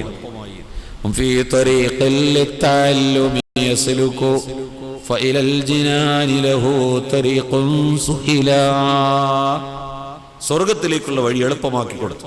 സഹീഹുൽ ബുഖാരിയിൽ ഈ ഹദീത്ത് എവിടെയുള്ളത്? ഈ ഹദീത്തിനെ ബൈത്താക്കിയതാ. ഈ ഹദീത്ത് സഹീഹുൽ ബുഖാരിയിൽ എവിടെയുള്ളത്? ഹദീത്തിന്റെ കിതാബുകളിൽ ഈ ഹദീത്ത് കറാമത്തിന്റെ ബാബിലാണ്. കറാമത്തിന്റെ ബാബിലാണ് ഈ ഹദീത്ത് ഉള്ളത്. ബാബു ഫദ്ലിൽ ഇൽമി എന്ന് തെരഞ്ഞു നോക്കിയാൽ ഈ ഹദീത്ത് കാണൂല. കറാമത്തുൽ ഔലിയ തെരഞ്ഞു നോക്കിയാൽ ഇത് കാണും, ഈ ഹദീത്ത് കാണും. എന്താ ആ അധ്യായത്തിൽ കൊടുക്കാൻ കാരണം? കറാമത്ത് തന്നെയല്ലേ. ഇൽമ പഠിക്കാൻ ഒരു മനുഷ്യനെ ഇറങ്ങിയാൽ അല്ലാഹു തആല സ്വർഗത്തേക്കുള്ള വഴി എളുപ്പമാക്കി കൊടുക്കുക എന്നുള്ളത് ഏറ്റവും വലിയ ആദരണീയതയാണ്, ഏറ്റവും വലിയ ബഹുമാനമാണ്. ആ മനുഷ്യന് പിന്നെ എവിടെല്ലാം എത്താൻ കഴിയും? ഏതെല്ലാം കവാടം കൊട്ടിത്തുറക്കാൻ കഴിയും? പലർക്കും ചിന്തിക്കാൻ പോലും കഴിയാത്തത് അദ്ദേഹത്തിന് ചിന്തിക്കാൻ കഴിയില്ലേ? ആ ആലിമിന്. അങ്ങനെയാണല്ലോ ഇന്ന് ലോകം മുഴുവൻ നമുക്കത് തെളിവല്ലേ. അപ്പൊ ഉലമാ അള്ളാഹുവിനാൽ ആദരിക്കപ്പെട്ടവരാണ്. ആ ആദരിക്കപ്പെട്ട ഉലമാ ഇൽമു കൊണ്ട് കറാമത്ത് നേടിയവരാണ്. അതുകൊണ്ട് ആ വിഷയം വിശാലമാണ്. ഇൻഷാ അല്ലാഹ് പിന്നീട് പറയാം. ഇപ്പോൾ ഞാൻ പറഞ്ഞു വരുന്നത് സ്വർഗത്തിലേക്കുള്ള വഴി എളുപ്പമായി ഇൽമു പഠിക്കാൻ വേണ്ടി കുറച്ച് സമയമെങ്കിലും എനിക്ക് വിവരമില്ല, അറിവില്ല, അത് കുറച്ച് പഠിക്കണം, മനസ്സിലാക്കണം എന്ന ഒരു ചിന്ത ഹൃദയത്തിൽ കടന്നുകൂടിയാൽ പിന്നെ എവിടെയാണോ ഇൽമ് അതെവിടെ പോയാലാ കിട്ടുക? ഒരു ഇൽമിന്റെ സദസ്സ് കണ്ടാൽ അത് നഷ്ടപ്പെട്ടു പോയൊരു മുതൽ കണ്ടെത്തിയാൽ നമുക്കൊരു സന്തോഷം ഉണ്ടാവൂലേ? വില പിടിച്ച ഒരു മൊബൈൽ ഫോൺ, ഒരു ഐഫോൺ നമ്മുടെ കയ്യിൽ നിന്ന് വീടുപോയി. ഇവിടെ ഇറങ്ങി നിസ്കരിക്കാൻ നിന്നിട്ട് മനസ്സിന് സമാധാനിച്ച ഫോണ്, നിസ്കാരം കഴിഞ്ഞിട്ട് ഇവിടെ കുത്തിറക്കണതിനുള്ള മനസ്സ് മുഴുവനും ഫോണ്. വീട്ടിൽ വെച്ച് മറന്നോ അതോ വണ്ടിയിലുണ്ടോ? നഷ്ടപ്പെട്ടു പോയോ? ബൈക്കിൽ ഇറങ്ങിക്കാണ്ട് കാറിൽ നോക്കുമ്പോൾ കാറിൻ്റെ അടിക്കലില്ല. ഉടനെ വിളിച്ചു പരീക്ക്. ഭാര്യനോട് പറഞ്ഞാൽ മൊബൈൽ വെക്കണം, സാധാരണ വെക്കണത് മൊബൈൽ നിങ്ങൾ ഇവിടെ നിന്ന് എടുത്തുകൂടെ പോയിരുന്നല്ലോ, നിങ്ങൾ കാർ കയറുമ്പോഴല്ലേ ഒരാൾ വിളിച്ചത്. അപ്പൊ വീട്ടിൽ വെച്ചിട്ടില്ല, വണ്ടി കാണാനില്ല. പിന്നെ എവിടെടാ മൊബൈൽ പോയി? ഞാനാണ് ആ മൊബൈലിനോട് എത്ര ആഗ്രഹിച്ചിട്ട് എന്നാലും കിട്ടിയിട്ടുള്ളൂ. മൊബൈലിൽ നിന്നാണ് അങ്ങനെ ഇവിടെ ഇങ്ങനെ വന്നിട്ട് ഇങ്ങനെ പോകുമ്പോൾ ഈ കോട്ടപ്പണി മൈതാനത്തിൻ്റെ സൈഡിൽ കൂടി ഇങ്ങനെ മീൻ വാങ്ങാൻ വേണ്ടിയിട്ട് അവിടെ ഉണ്ട് ഒരു മൊബൈൽ കളഞ്ഞു കിട്ടിയിട്ടുണ്ട്. ചെന്ന് നോക്കുമ്പോൾ എൻ്റെ ഫോണാണ്. എന്താ സന്തോഷം! ആ ഫോണിന് കൈ കിട്ടുമുള്ള സന്തോഷത്രേ. ഒരു മുഅ്മിനായ മനുഷ്യരിങ്ങനെ പള്ളികൾക്ക് വന്നു നോക്കുമ്പോൾ ഒരു ഇൽമിന്റെ മജ്‌ലിസ് കണ്ടാൽ ഇതിനേക്കാളും വലിയ സന്തോഷമാണ്, ഇതിനേക്കാളും വലിയ സന്തോഷമാണ്. പടച്ചവരെ, എന്റെ സ്വർഗത്തിലേക്ക് അരമണിക്കൂറും കൂടി നേരത്തെ എത്താൻ പറ്റിയ അരമണിക്കൂറുള്ളപടി നടക്കുന്നത്. അതാ മുഅ്മിനായൊരു മനുഷ്യന് നഷ്ടപ്പെട്ട മുതൽ തിരിച്ചു കിട്ടിയ സന്തോഷത്തിലേറെ സന്തോഷം ഒരു ഇൽമിന്റെ മജ്‌ലിസ് കാണലാണ്, അവിടെ പോയിരിക്കലാണ്. ഇതൊരു പൂന്തോപ്പാണ്, സ്വർഗ പൂന്തോപ്പാണ്. ഇതിൽ കയറിയിരിക്കാനുള്ള ആഗ്രഹം ഇന്ന് മാത്രം പോരാ, ഇവിടെ നിന്ന് അങ്ങോട്ടുള്ള റമദാനിന്റെ മുഴുവൻ ദിവസങ്ങളിൽ മാത്രം പോരാ. എപ്പോഴും ഇൽമിന്റെ മജ്‌ലിസുകളെ ആ ബഹുമാനത്തോടുകൂടി കാണണം, ആദരവോടുകൂടി അത് വിലകൽപ്പിക്കണം. ആ സദസ്സിൽ പോയിരുന്നാൽ അനവധി ദോഷങ്ങൾ പുറത്തു കിട്ടുകയും ചെയ്യും. 70 അനാവശ്യ മജ്‌ലിസുകളിൽ പങ്കെടുത്തുകൊണ്ട് അനാചാര ദുരാചാരങ്ങൾ ചെയ്ത ഒരു വ്യക്തി, 70 സദസ്സിൽ പങ്കെടുത്ത് അനാചാരം ചെയ്ത വ്യക്തി ഒരു ഇൽമിന്റെ മജ്‌ലിസിൽ വെറുതെ വന്നിരുന്നാ മതി. ഇവിടെ ഇരുന്നപ്പോ തുടങ്ങിയ ഉറക്കം തൂങ്ങല. വയല് കഴിഞ്ഞാണ് സലാത്ത് ഇല്ലണ ഒച്ച കേട്ടപ്പോഴാ ഉണർന്നത്. അല്ലെ മൈക്കെടുത്തിക്കണ ബെഞ്ചും കസേരയൊക്കെ കൂട്ടിയിടുന്ന ഒച്ചപ്പാട് കേട്ട ആൾ ഉണർന്നത്. എന്തേ പോണില്ലേ, വീട്ടിൽ പോണില്ലേ?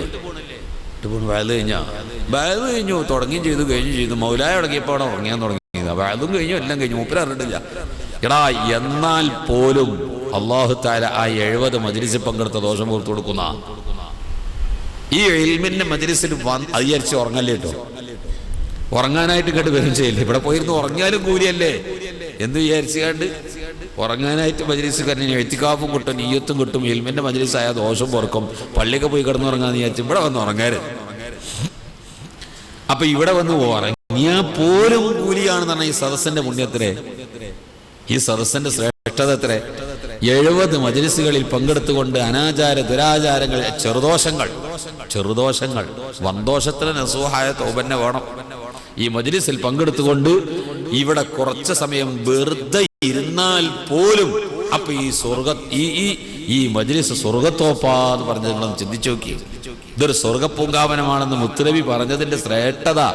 വെറുതെ ഇവിടെ വന്നിരുന്നാൽ കൂലി കിട്ടുമെങ്കിൽ ഇതിന് പകരം അപ്പുറത്തൊരു കടയിലോ ഒരു ബസ് സ്റ്റോപ്പിലോ പോയി നിന്നാൽ ഗീബത്തും നമീമത്തുല്ലേക്ക് ഏതൊരു സദസ്യ അൽ മുഖ്താബു വൽ മുസ്തമിഉ ശരീകാനി ഫിൽ ഇത്മി, ഗീബത്ത് പറഞ്ഞവനും കേട്ടവനും കുറ്റത്തിൽ സമമാണ്. പറഞ്ഞോനെന്ത് കുറ്റം കിട്ടുമോ, ശിക്ഷ കിട്ടുമോ, അത് കേട്ടുകൊണ്ട് ആ ബസ് സ്റ്റോപ്പിൽ നിന്നോനും കിട്ടും. അതുകൊണ്ടല്ലേ ആ സദസ്സിനെ വെറുത്ത് അവിടുന്ന് പോകണമെന്ന് പറഞ്ഞു. ഒന്നെങ്കിൽ നാവുകൊണ്ട് തടയാ, അല്ലെങ്കിൽ കയ്യോണ്ട് തടയാ, നാവുകൊണ്ട് തടയാ, കൽബോണ്ട് വെറുത്തിട്ടെങ്കിലും അവിടെ പോകണമെന്ന് പറഞ്ഞത്. ഇതൊന്നും ഇല്ലാതെ അവിടെ അങ്ങനെ നിന്നാലോ അവനും അതീ പങ്കാളിയാണ്, കേൾക്കാനൊരു രസം. അപ്പൊ കുറ്റത്തിൽ രണ്ടുപേരും സമമാണ്. എനിക്ക് തൃപ്തി അവിടെ നിൽക്കാൻ പാടില്ല, പോണം. എനിക്ക് തൃപ്തി ചെയ്യെങ്കിൽ അവിടുന്ന് പോണം. അപ്പൊ ഈ മജ്‌ലിസാണോ ഈ ഇൽമിന്റെ മജ്‌ലിസാണോ? ഇതല്ലേ ഇരിക്കാൻ പറ്റിയ സദസ്സ്? ഇവിടുന്ന് അങ്ങോട്ട് ഇറങ്ങിപ്പോയി ബസ് സ്റ്റോപ്പ് പോയിരുന്നിട്ട് എന്താ കാര്യം? അത്യാവശ്യത്തിന് പോകണം. ടൗണുകളിൽ അള്ളാഹ്ക്ക് ഏറ്റവും ദേഷ്യപ്പെട്ട സ്ഥലം, ഭൂമിയിൽ ഏറ്റവും ദേഷ്യപ്പെട്ട സ്ഥലം അങ്ങാടികളാണ്. എല്ലാ ഫിത്നന്റെയും കേന്ദ്രം. ഒരു കടയൊക്കെ വിളിച്ചു നോക്കുക, നമ്മൾ ഉദ്ദേശിച്ച സാധനം അവിടെ എന്താ വില, അത്യാവശ്യമൊക്കെ ഫോൺ കൊണ്ട് തന്നെ ആ കാര്യങ്ങൾ തീരുമാനിച്ച് കൈകാര്യം ചെയ്തിട്ട് നമ്മൾക്ക് ഇന്ന കടകളിൽ ഞാൻ ഉദ്ദേശിച്ച സാധനം കിട്ടുന്നതിനെ വേഗാപ്പടി കടയിൽ പോയി സാധനം വാങ്ങുന്ന തിരിച്ചു പോരല്ലാതെ ടൗണിൽ ഇറങ്ങാൻ പറ്റാതെ പോയി. എത്ര ഹറാമ് കാണണം! ഒരു പെണ്ണിനെ, ഹറാമായ ഒരു പെണ്ണിനെ കാണേണ്ടി വരൂലേ? കോടതി പറഞ്ഞ പെണ്ണുങ്ങളെ ഒന്ന് നോക്കിയ ഐറ്റങ്ങൾ പറയാണ്, ഇന്ന ഈ ചങ്ങാതി നോക്കിയാൽ ജയിലിൽ പോയി കിടക്കണം. നോക്കേണ്ട പണി മുഴുവൻ ഈ പെണ്ണ് എടുത്തിന് യാതൊരു കുഴപ്പമില്ല ചെയ്യാനും. ഡ്രസ്സ് ആ ജാതിയാണ്. ഞാൻ ജോലി ചെയ്യണത് എറണാകുളം പട്ടണത്തിലാണ്.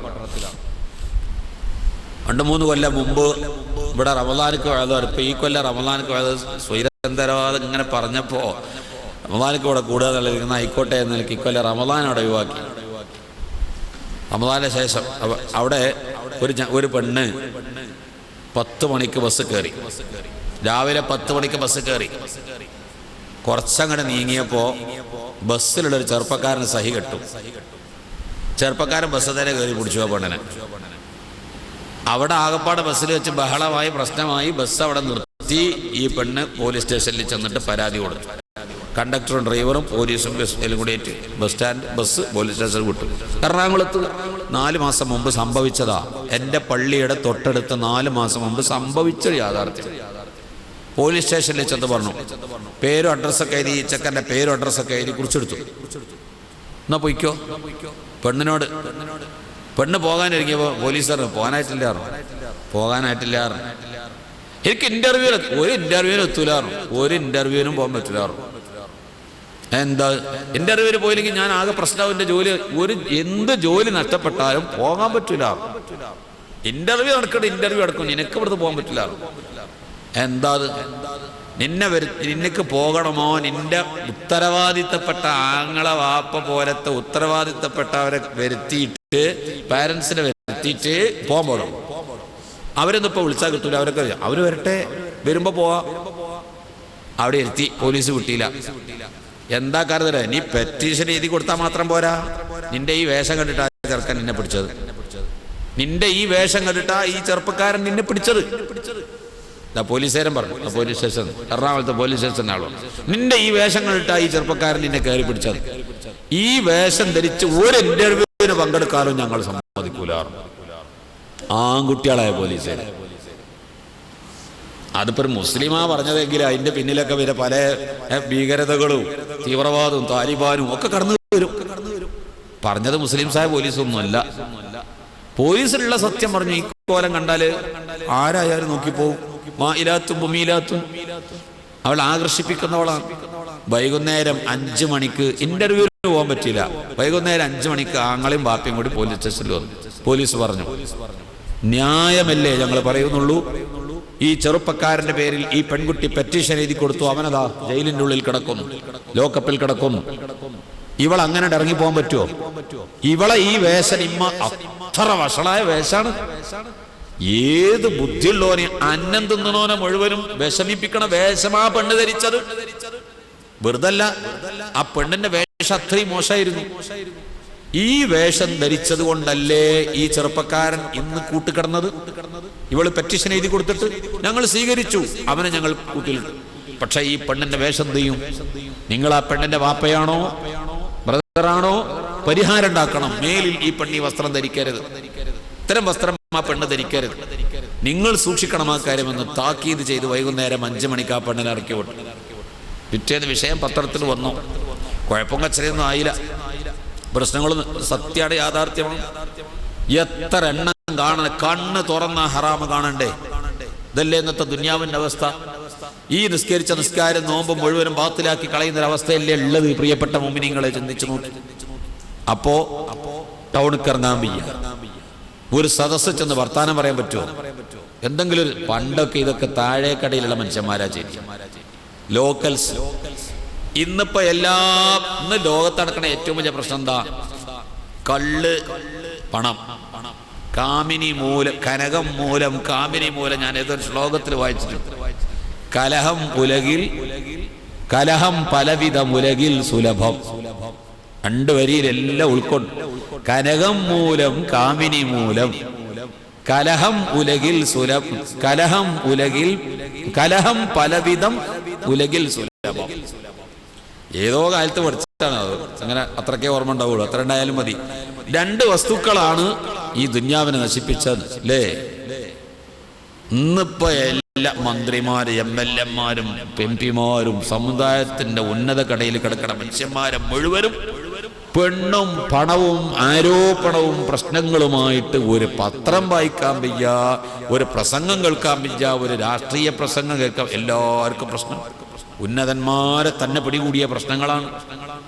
നാട്ടിൽ നടക്കുന്ന ലോക്കൽസിനെ പറ്റി ആരോപിക്കപ്പെട്ടിരുന്ന പ്രശ്നങ്ങൾ ഇന്ന് ഉന്നതന്മാരെ പറ്റിയാണ്. എവിടെയാ ലോകം മുഴുവൻ പസാദായി. അടങ്ങിയൊരു ഭാഗത്ത് വീട്ടിന്റെ അകത്തിരുന്ന അത്രയും നല്ലത്. ഈ സാഹചര്യത്തിൽ ഈ ടൗണുകൾ അള്ളാഹുവിന്റെ ഭൂമിയിൽ ഏറ്റവും വെറുക്കപ്പെട്ട സ്ഥലങ്ങളായി മാറിയില്ലേ? ആ ടൗണൊക്കെ പോകാനാണോ നമ്മൾ ഹൃദയം വെമ്പൽ കൊള്ളുന്നത്? അതിന് പകരം ഒരാവശ്യത്തിന് ഒരു ടൗണിലേക്ക് പോകേണ്ടി വന്നു. ഒരു ടൗണിൽ ഒരു സംഗതിക്ക് പോകേണ്ടി വന്നു. മഞ്ചേരി പോയി, ജില്ലാ ആശുപത്രിയിൽ പോയി, ഡോക്ടറെ കാണും. അന്വേഷിച്ച് നോക്കുമ്പോൾ അയാൾ 2 മണിക്കേ വരുള്ളൂ. ഇനി എത്ര സമയമുണ്ട്? 12 മണിയായി. ഇനി 2 മണിക്കൂറുണ്ട്. ആ ടൗണിലൊന്നും ഇങ്ങനെ കറങ്ങാനാലും ഇവിടെ മാർക്കറ്റിലൊന്നും പോയി നോക്കാം മീൻ എന്താ ഉള്ളത്. പച്ചക്കറിയൊക്കെ ഒന്ന് ഇറങ്ങിക്കണം നോക്കുക. അതിന് പകരം ആ പള്ളിയിൽ കയറി 2 റക്അത്ത് ദുഹാ നിസ്കരിച്ച് ഇഅ്തികാഫിന്റെ നിയ്യത്തും വെച്ച് അവിടെ ഇരുന്നിട്ട് മുസാഫെടുത്ത് ഒരു യാസീനെങ്കിലും ഓതിയിട്ട് പടച്ചോനെ ഈ രോഗം ശിഫയാക്കി തന്നെ ദ്വാരുന്നിട്ട് പോയിരുന്നെങ്കിൽ ആ വഴി എളുപ്പമാവൂലേ? അനവധി ഹറാമിൽ നിന്ന് രക്ഷപ്പെടാൻ കഴിയില്ലേ? അനവധി സുഹൃതങ്ങൾ ചെയ്യാൻ കഴിയില്ലേ? നമ്മുടെ ഹൃദയങ്ങൾ നല്ലതിലേക്കല്ലേ വെമ്പൽ കൊള്ളേണ്ടത്? ഇന്ന് മറിച്ചാണ്. പള്ളിയുമായുള്ള ബന്ധങ്ങളും ഇൽമിന്റെ മജ്‌ലിസുകളുമായുള്ള ബന്ധങ്ങളും എല്ലാ മജ്‌ലിസുമായിട്ട് ആള് കൂടിയിട്ടുണ്ട്. കഴിഞ്ഞ കാലങ്ങളേക്കാൾ എല്ലാ വഅദിന്റെ മജ്‌ലിസിലും ആള് കൂടിയിട്ടുണ്ട്. പക്ഷേ നേരത്തെ ഞാൻ പറഞ്ഞ തകരാറ് പിടികൂടിയിട്ടുണ്ട്. ഹൃദയത്തിന്റെ ഉള്ളിൽ വേണ്ടുന്ന യഥാർത്ഥ ശുദ്ധീകരണം നമ്മളെ പിടികൂടുന്നില്ല. അതുകൊണ്ടുപോയില്ല. അപ്പൊ 2 നിബന്ധന. ഒന്ന്, ഇത്തരം മജ്‌ലിസുകൾ കണ്ടെത്തി അതായിരിക്കൽ നമ്മുടെ മുഖ്യ വിഷയം. എന്നിട്ട് അതിൽ പോയിരിക്കുമ്പോൾ നമ്മുടെ മനസ്സ് ശുദ്ധമായി അത് കേൾക്കാൻ തയ്യാറാകും. അങ്ങനെ ഒരു 30 ദിവസം ഇവിടെ വയല് പറയാൻ എനിക്കും കേൾക്കാൻ കഴിഞ്ഞോ പിന്നെ ഞമ്മക്ക് സ്വർഗം കിട്ടിയില്ലെങ്കിൽ ആർക്കാ സ്വർഗം? ഇങ്ങനെയൊക്കെ നമ്മൾ ചെയ്തിട്ട് ഞമ്മക്ക് സ്വർഗം കിട്ടിയില്ലെങ്കിൽ പിന്നെ അല്ലാഹ് ഞാൻ ആർക്കാ സ്വർഗം കൊടുക്കുക? അള്ളാന്റെ പ്രീതി വിചാരിച്ചിട്ട് അള്ളാന്റെ ഇൽമ് ആഖിറത്തിന്റെ രക്ഷ വിചാരിച്ച് പറയാ, അത് കേൾക്കും. അള്ളാഹു തരും, നിരാശപ്പെടണ്ട. പടച്ചോൻ തരും സ്വർഗം. 30 ദിവസം കൊണ്ട് സ്വർഗം വാങ്ങാം. മറ്റു പല മാസങ്ങളിൽ നേടാൻ കഴിയാത്തത് ഈ മാസം നേടാം. റമദാനെ പറ്റി പറയാനാണ് ഞാൻ തുടങ്ങിയത്. ഇൻഷാ അല്ലാഹ് നാളെ പറയാം. വിശുദ്ധ റമദാനിൽ കുറേ കാര്യങ്ങൾ മനസ്സിലാക്കണം. നിസ്സാര മാർഗം പടച്ചോന്റെ അടുത്തേക്ക് നന്നായി ഇബാദത്തെടുത്ത് സ്വർഗം വാങ്ങാൻ പറ്റിയ ഒരു സംവിധാനം അല്ലാഹു തആല ഒരുക്കി തന്നതാണ് റമദാൻ. 11 മാസം യഥേഷ്ടം തിന്നാൻ തന്ന പടച്ചോൻ 12ാമത് ഒരു മാസം നമ്മൾക്ക് വെച്ചത് എത്ര ഉള്ളൂ എന്നറിയോ? രാവിലെ സുബഹി മുതൽ മഗ്‌രിബ് വരെ നോമ്പൊൽക്കാൻ മാത്രം. സുബഹി മുതൽ മഗ്‌രിബ് വരെ. റമദാൻ നോമ്പ് നിർബന്ധമാക്കിയ കാലം അങ്ങനല്ല. അള്ളാഹ് നോമ്പ് ഫർളായിട്ട് ആദ്യം കൽപ്പിക്കണ കാലത്ത് ഇശാ മുതൽ മഗ്‌രിബ് വരെയാണ് നോമ്പ്. ഇശാ മുതൽ മഗ്‌രിബ് വരെ. മഗ്‌രിബ് മുതൽ ഇശാ വരെ 1.5 മണിക്കൂറേ ഉള്ളൂ. ഇശാ മുതൽ മഗ്‌രിബ് വരെ എത്ര മണിക്കൂറാ? ഇന്നലെ രാത്രി ഇശാ മുതൽക്ക് രാത്രി കിടന്നുറങ്ങി, സുബഹിക്ക് കൊടുത്തു, നിസ്കരിച്ചു, ഇപ്പോൾ ലോറായി, കുറച്ചുകൂടി കഴിഞ്ഞാൽ അസ്റാവും, അടുത്ത മാരിക്കും. 23 മണിക്കൂർ. ഇപ്പൊ ഗൾഫ് രാജ്യങ്ങളിലൊക്കെ കഠിനമായ ചൂട്, 14 മണിക്കൂർ നോമ്പൊൽക്കണപ്പോ നമ്മളൊക്കെ ഗൾഫിലൊക്കെ തന്നെ 14 ചില്ലാൻ മണിക്കൂർ പകല് നോമ്പൊൽക്കുമ്പോൾ ഒരുവിധ ആൾക്കാരൊക്കെ ലീവ് എടുത്ത് നാട്ടിലേക്ക് പോകുന്നു. ഇവിടെ സംഗതി 14.25 മണിക്കൂർ ആണെങ്കിലും ശരി, നല്ല മഴയാണ്, ചൂട് വല്ല ഇടങ്ങേറില്ല. അടങ്ങിയൊരു ഭാഗത്തേക്ക് പുറച്ചുകൂടി അങ്ങനെ കിടന്നാൽ മതി. ഗൾഫിൽ അതുപോലല്ലോ, കഠിനമായ ചൂടല്ലേ. എടാ ഈ 14 മണിക്കൂർ സഹിക്കാൻ കഴിയണില്ലേ? സഹാബത്ത് 23 മണിക്കൂറാ നോമ്പോറ്റ്. 23 മണിക്കൂർ. ആ നോമ്പിന്റെ സ്ഥിതി എന്താണെന്നറിയോ? യഥേഷ്ടം നമുക്ക് റമദാൻ മാസം ചെലവ് കൂടുക കുറയണേ? റമദാനിൽ ചെലവ് കൂടുകയാണോ കുറയണോ? സാധാരണ മാസത്തേക്കാൾ കൂടുതലേക്ക് കാര്യങ്ങൾ എഴുതി നോക്കി.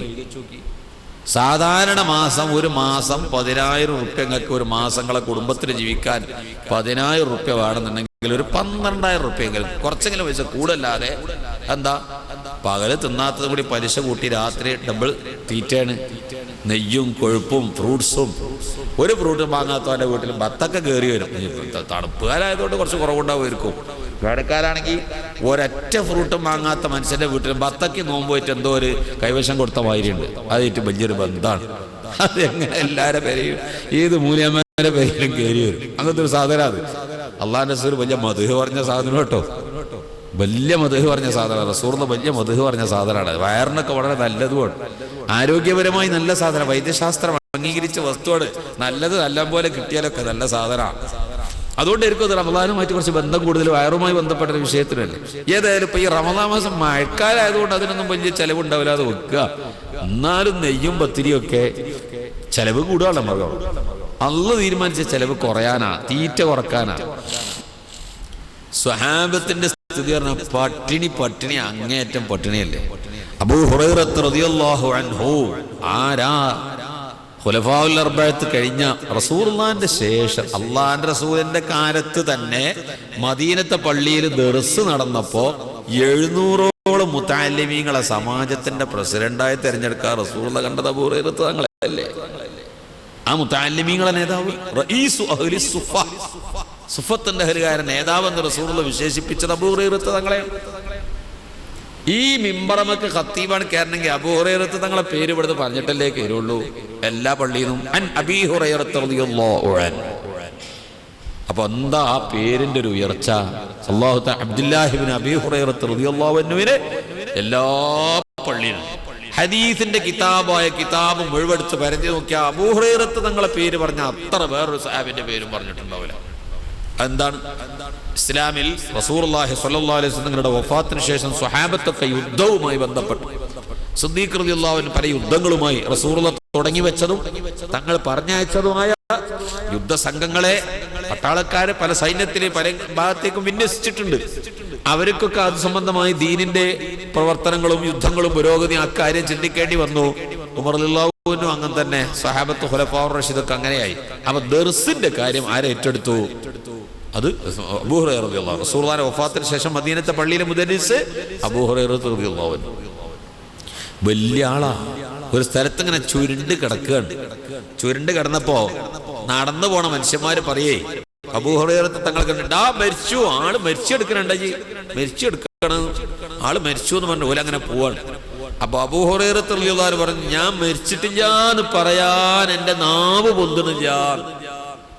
പഴിച്ചിട്ട് വിശന്ന് ചുരുണ്ട് കിടക്കുമ്പോ ഞാൻ മരിച്ചിട്ടില്ലടോ, എന്നെപ്പറ്റി മരിച്ചു എന്ന് അഭിപ്രായം പറഞ്ഞു പോകുന്ന ആളുകളോട് ഞാൻ മരിച്ചിട്ടില്ലടോ എന്ന് എന്നെ കുറിച്ച് ഞാൻ മറുപടി പറയാൻ എന്റെ നാവ് കിട പൊന്തണില്ല. പട്ടിണി കിടന്നിട്ട് വിശന്ന് കിടന്നിട്ട്. സ്വഹാബത്തിന്റെ ഒക്കെ സ്ഥിതി അങ്ങനെയാണ്. അവരോട് പറയാ 23 മണിക്കൂർ നോമ്പ് വിൽക്കണം. നോമ്പ് നോറ്റാ മാത്രം പോരാ, അത് മുറിക്കുക അത്തായം കഴിക്കൊക്കെ വേണ്ടേ. ദരിദ്രനായ അനവധി സഹാബത്ത് വേറെയുണ്ട്. തുച്ഛം സഹാബത്തിന്റെ കയ്യിലെ എന്തെങ്കിലുമൊക്കെ വല്ല കാര്യക്കും ഒക്കെ തിന്നാനുള്ളൂ. ഇശാ ബാങ്ക് കൊടുത്താൽ നോമ്പ് തുടങ്ങി. അതിനുമുമ്പ് അത്തായം തിന്നണല്ലോ. ഇശാ ബാങ്ക് കൊടുത്ത് നോമ്പ് തുടങ്ങിയിട്ട് നോമ്പ് ഇങ്ങനെ തുടങ്ങി സുബഹിയായി, പള്ളിയിലൊന്ന് നിസ്കരിച്ച്, ലോറായി, അസ്റായി, മഗ്രിബിക്ക് ബാങ്ക് കൊടുത്താൽ മുറിക്കാം. മഗ്രിബ് ബാങ്ക് കൊടുത്താൽ നോമ്പ് മുറിക്കാം. അപ്പൊ മഗ്രിബിന് ബാങ്ക് കൊടുക്കുമ്പോൾ 6 മണിക്ക് മഗ്രിബിന് ബാങ്ക് കൊടുത്താൽ ബാങ്ക് കഴിഞ്ഞ് 2 റക്അത്ത് സുന്നത്ത് നിസ്കരിച്ച് മഗ്രിബ് ജമാഅത്തായിട്ട് നിസ്കരിച്ച് മഗ്രിബിന്റെ ശേഷമുള്ള അദ്കാറുകൾ ചൊല്ലി എന്നിട്ട് റസൂലുള്ളാഹി ദുആയിരുന്നു ആമീൻ പറഞ്ഞ് സ്വഹാബത്തൊക്കെ 2 റക്അത്ത് സുന്നത്ത് നിസ്കരിച്ചിട്ട് വല്ലാതെ ഇബാദത്തേറ്റ് കൂടാത്തവര് അങ്ങനെ ചിന്തിച്ചു നോക്കി അത്രയൊക്കെ ചെയ്യൂലേ? എന്തായാലും ഇത്ര ചെയ്യൂല. സ്വലാത്തുൽ അവ്വാബീന് പിന്നെ നിസ്കാരം കുറെ ആയിട്ട് കൂടുന്ന ആൾക്കാർ വേറെ ഉണ്ടാവും. ഒരു മീഡിയം സൈസ് ആളുകൾ ഇങ്ങനെയെങ്കിലും ഉണ്ടാവൂലേ? ആ റസൂലുള്ളാഹിന്റെ ദുആയും കഴിഞ്ഞ് 2 റക്അത്ത് സുന്നത്ത് നിസ്കരിച്ച് പരീക്കെത്തുമ്പോൾ ടൈം എത്ര ആയിട്ടുണ്ടാവും? പിന്നെ ഇവിടെ ഇശാനും ടൈം. അങ്ങനെ ഒരു സഹാബി വീട്ടിൽ ചെന്നിട്ട് ചോദിച്ചു, പച്ചവെള്ളം കുടിച്ചാൽ അത്താഴം പച്ചവെള്ളമാക്കി കഴിച്ചിട്ടാ നോമ്പ് പറ്റത്. മഗ്രിബിന് വീട്ടിൽ ചെന്നിട്ട് ഭാര്യനോട് ചോദിച്ചു, ഇവിടെ വല്ലതുണ്ടോ നോമ്പ് തുറക്കാൻ? ഒരു കാരക്ക ചീന്തു പോലും പടഞ്ഞല്ലോ. ഒരു ഗ്ലാസ് വെള്ളം കുടിച്ചുകൊണ്ട് ആ സഹാബി നോമ്പ് കുറിച്ചു. ഒരു കാരക്കന്റെ ചീന്ത് തിന്നാൻ ആ വീട്ടിലില്ല. അങ്ങനെ കുറച്ച് കഴിഞ്ഞ് അത്താഴത്തിന്റെ ടൈമായി. അത്താഴത്തിന് വല്ലതുണ്ടോ? ഒന്നുമില്ല, വെറും വെള്ളം കുടിച്ചു, അത്താഴം. നോമ്പ് നോറ്റു. ഈ സഹാബിക്ക് എന്തായിരുന്നു പണി? വയലിൽ കൃഷിക്ക് പോവുക. മരുഭൂമിയിലെ രോമം കരിഞ്ഞു വാസനിക്കുന്ന സൗദി അറേബ്യയുടെ ആ അഗ്നി തീജ്വാലകൾ, സൂര്യരശ്മികളുടെ തീജ്വാലകൾ ശരീരത്തിൽ തട്ടവ രോമം കരിഞ്ഞു മണക്കും. അത്ര ചൂടാ. ആ ചൂടിനിടയിലാണ് ഈ കൃഷിക്ക് പോണത്. മരുഭൂമിയിൽ കൃഷിക്ക് ചെന്ന് തളർന്നു. 2ാമത്തെ നോമ്പും കഴിഞ്ഞു. വീട്ടിൽ വന്ന് ചോദിച്ചു, വല്ലതുണ്ടോ? ഒന്നുമില്ല. വെള്ളം കുടിച്ചു, നോമ്പ് കുറിച്ചു. രാത്രി സമയത്ത് അത്താഴത്തിനൊന്നുമില്ല. കാരക്കന്റെ കഷ്ണം പോലും തിന്നാനില്ല. പച്ചവെള്ളം കുടിച്ച് അത്താഴമായി നിയ്യത്ത് ചെയ്ത് കുടിച്ച് ഇശാക്ക് ബാങ്ക് നോമ്പ് തുടങ്ങി. 3ാമത്തെ നോമ്പ് ഇങ്ങനെ തന്നെ. വീട്ടിൽ വന്നിട്ട് ഭാര്യനോട് ചോദിച്ചു, ഇവിടെ വല്ല വെള്ളം ഉണ്ടോ? ഒന്നുമില്ല. എല്ലാം ഭക്ഷണം ഉണ്ടോ? ഒന്നുമില്ല. വെള്ളം കുടിച്ച നോമ്പ് കുടിച്ചു. 1 മണിക്കൂർ കഴിഞ്ഞ് പച്ചവെള്ളം കുടിച്ച് അത്താഴം കഴിച്ച് ഇശാക്ക് ബാങ്ക് കൊടുത്ത് നോമ്പ് വെച്ചു. 3ാമത്തെ നോമ്പും കഴിഞ്ഞ് ഈ സ്വഹാബി 2-3 ദിവസം വെറും വെള്ളം കുടിച്ചുകൊണ്ട് നോമ്പ് മുറിക്കുകയും വെള്ളം കുടിച്ചുകൊണ്ട് നോമ്പ് അനുഷ്ഠിക്കുകയും ചെയ്ത് മരുഭൂമിയിൽ കൃഷിക്ക് പോയി തളർന്ന് ഉച്ച സമയത്ത് ബോധരഹിതനായി വയൽ വരമ്പത്ത്. ആളുകളെല്ലാം കൂടി ആ സ്വഹാബിയെ എടുത്തിട്ട് റസൂലുള്ളാഹിന്റെ ഹളറത്തിൽ കൊണ്ടുപോയി. ഒരു ഗ്ലാസ് വെള്ളം മന്ത്രിച്ച് റസൂലുള്ള മുഖത്ത് കുടഞ്ഞു. ആ സ്വഹാബി എഴുന്നേറ്റ്. എന്ത് പറ്റി? ഒന്നുമില്ല നബി, തളർന്ന് വീണതാണ്.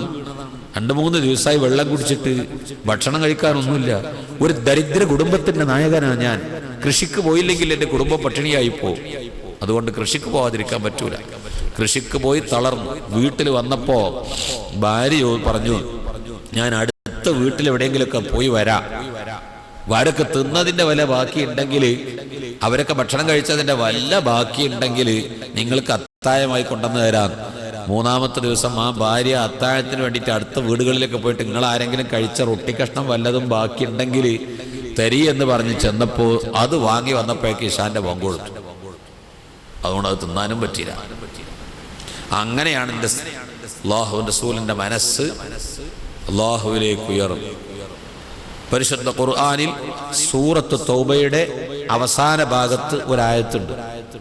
ലഖദ് ജാഅക്കും റസൂലും മിൻ അൻഫുസിക്കും അസീസുൻ അലൈഹി മാ അനിത്തും ഹരീസുൻ അലൈക്കും ബിൽ മുഅ്മിനീന റഊഫുർ റഹീം.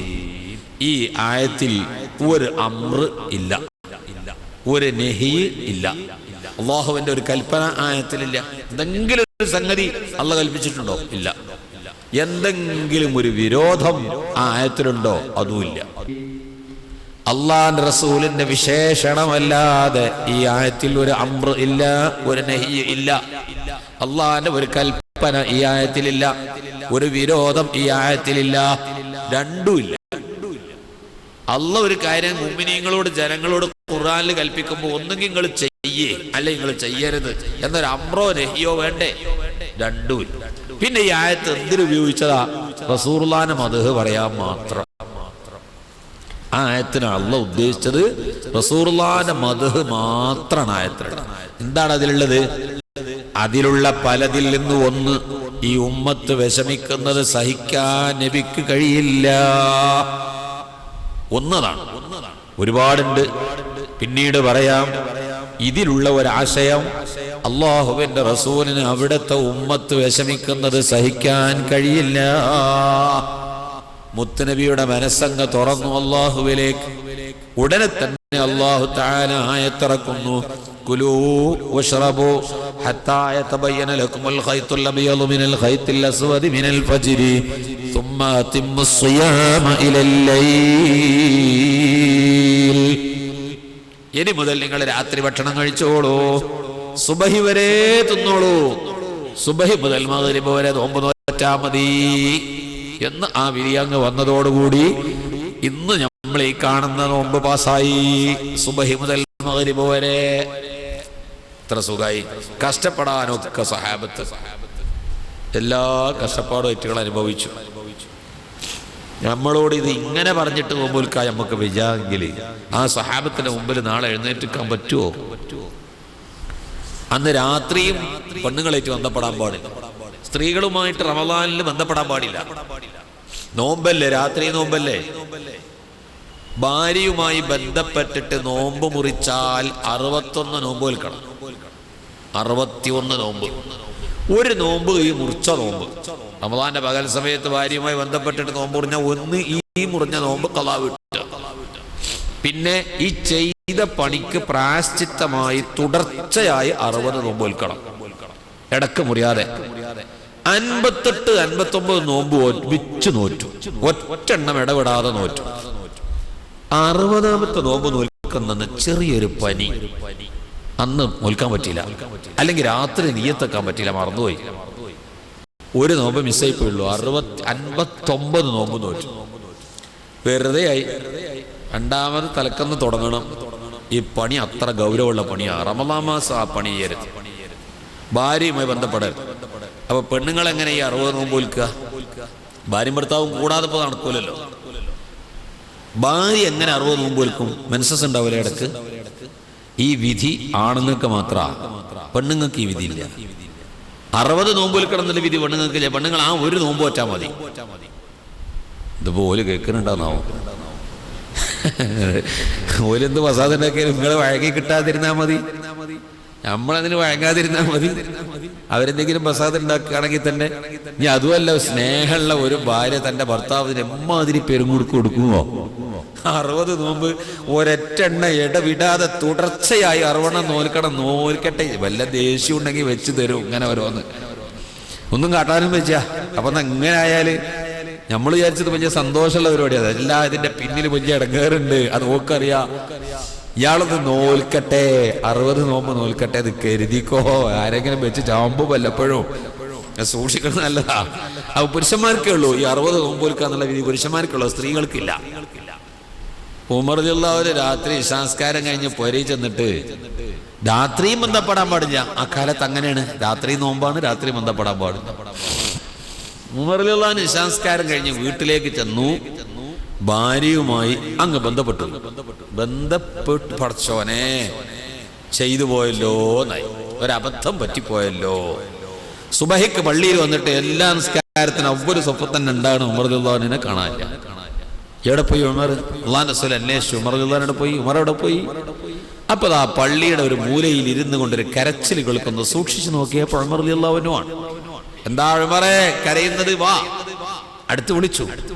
ഉമർ റളിയല്ലാഹുവിനോട് അന്വേഷിച്ചു നോക്കിയപ്പോൾ, നബിയേ ഒരു അബദ്ധം പറ്റിപ്പോയി, എന്താണോ ശിക്ഷ നടപ്പാക്കിക്കോ, എന്ത് ശിക്ഷയാണെങ്കിലും എന്നെ നടപ്പാക്കിക്കോളി, നിന്റെ അബദ്ധം പറ്റിപ്പോയി നബിയേ. അപ്പൊ ഉമർ റളിയല്ലാഹുവിന്റെ അടുത്ത് പറ്റീന്ന് കണ്ടപ്പോ വേറെ ചില സഹാബത്ത്, വലിയ ആക്കന്നുള്ള പറ്റിക്കണേ പറയാൻ ധൈര്യമായി. എന്റെ അടുത്തും പറ്റിക്കണെന്ന് പറഞ്ഞ ഒരാള്.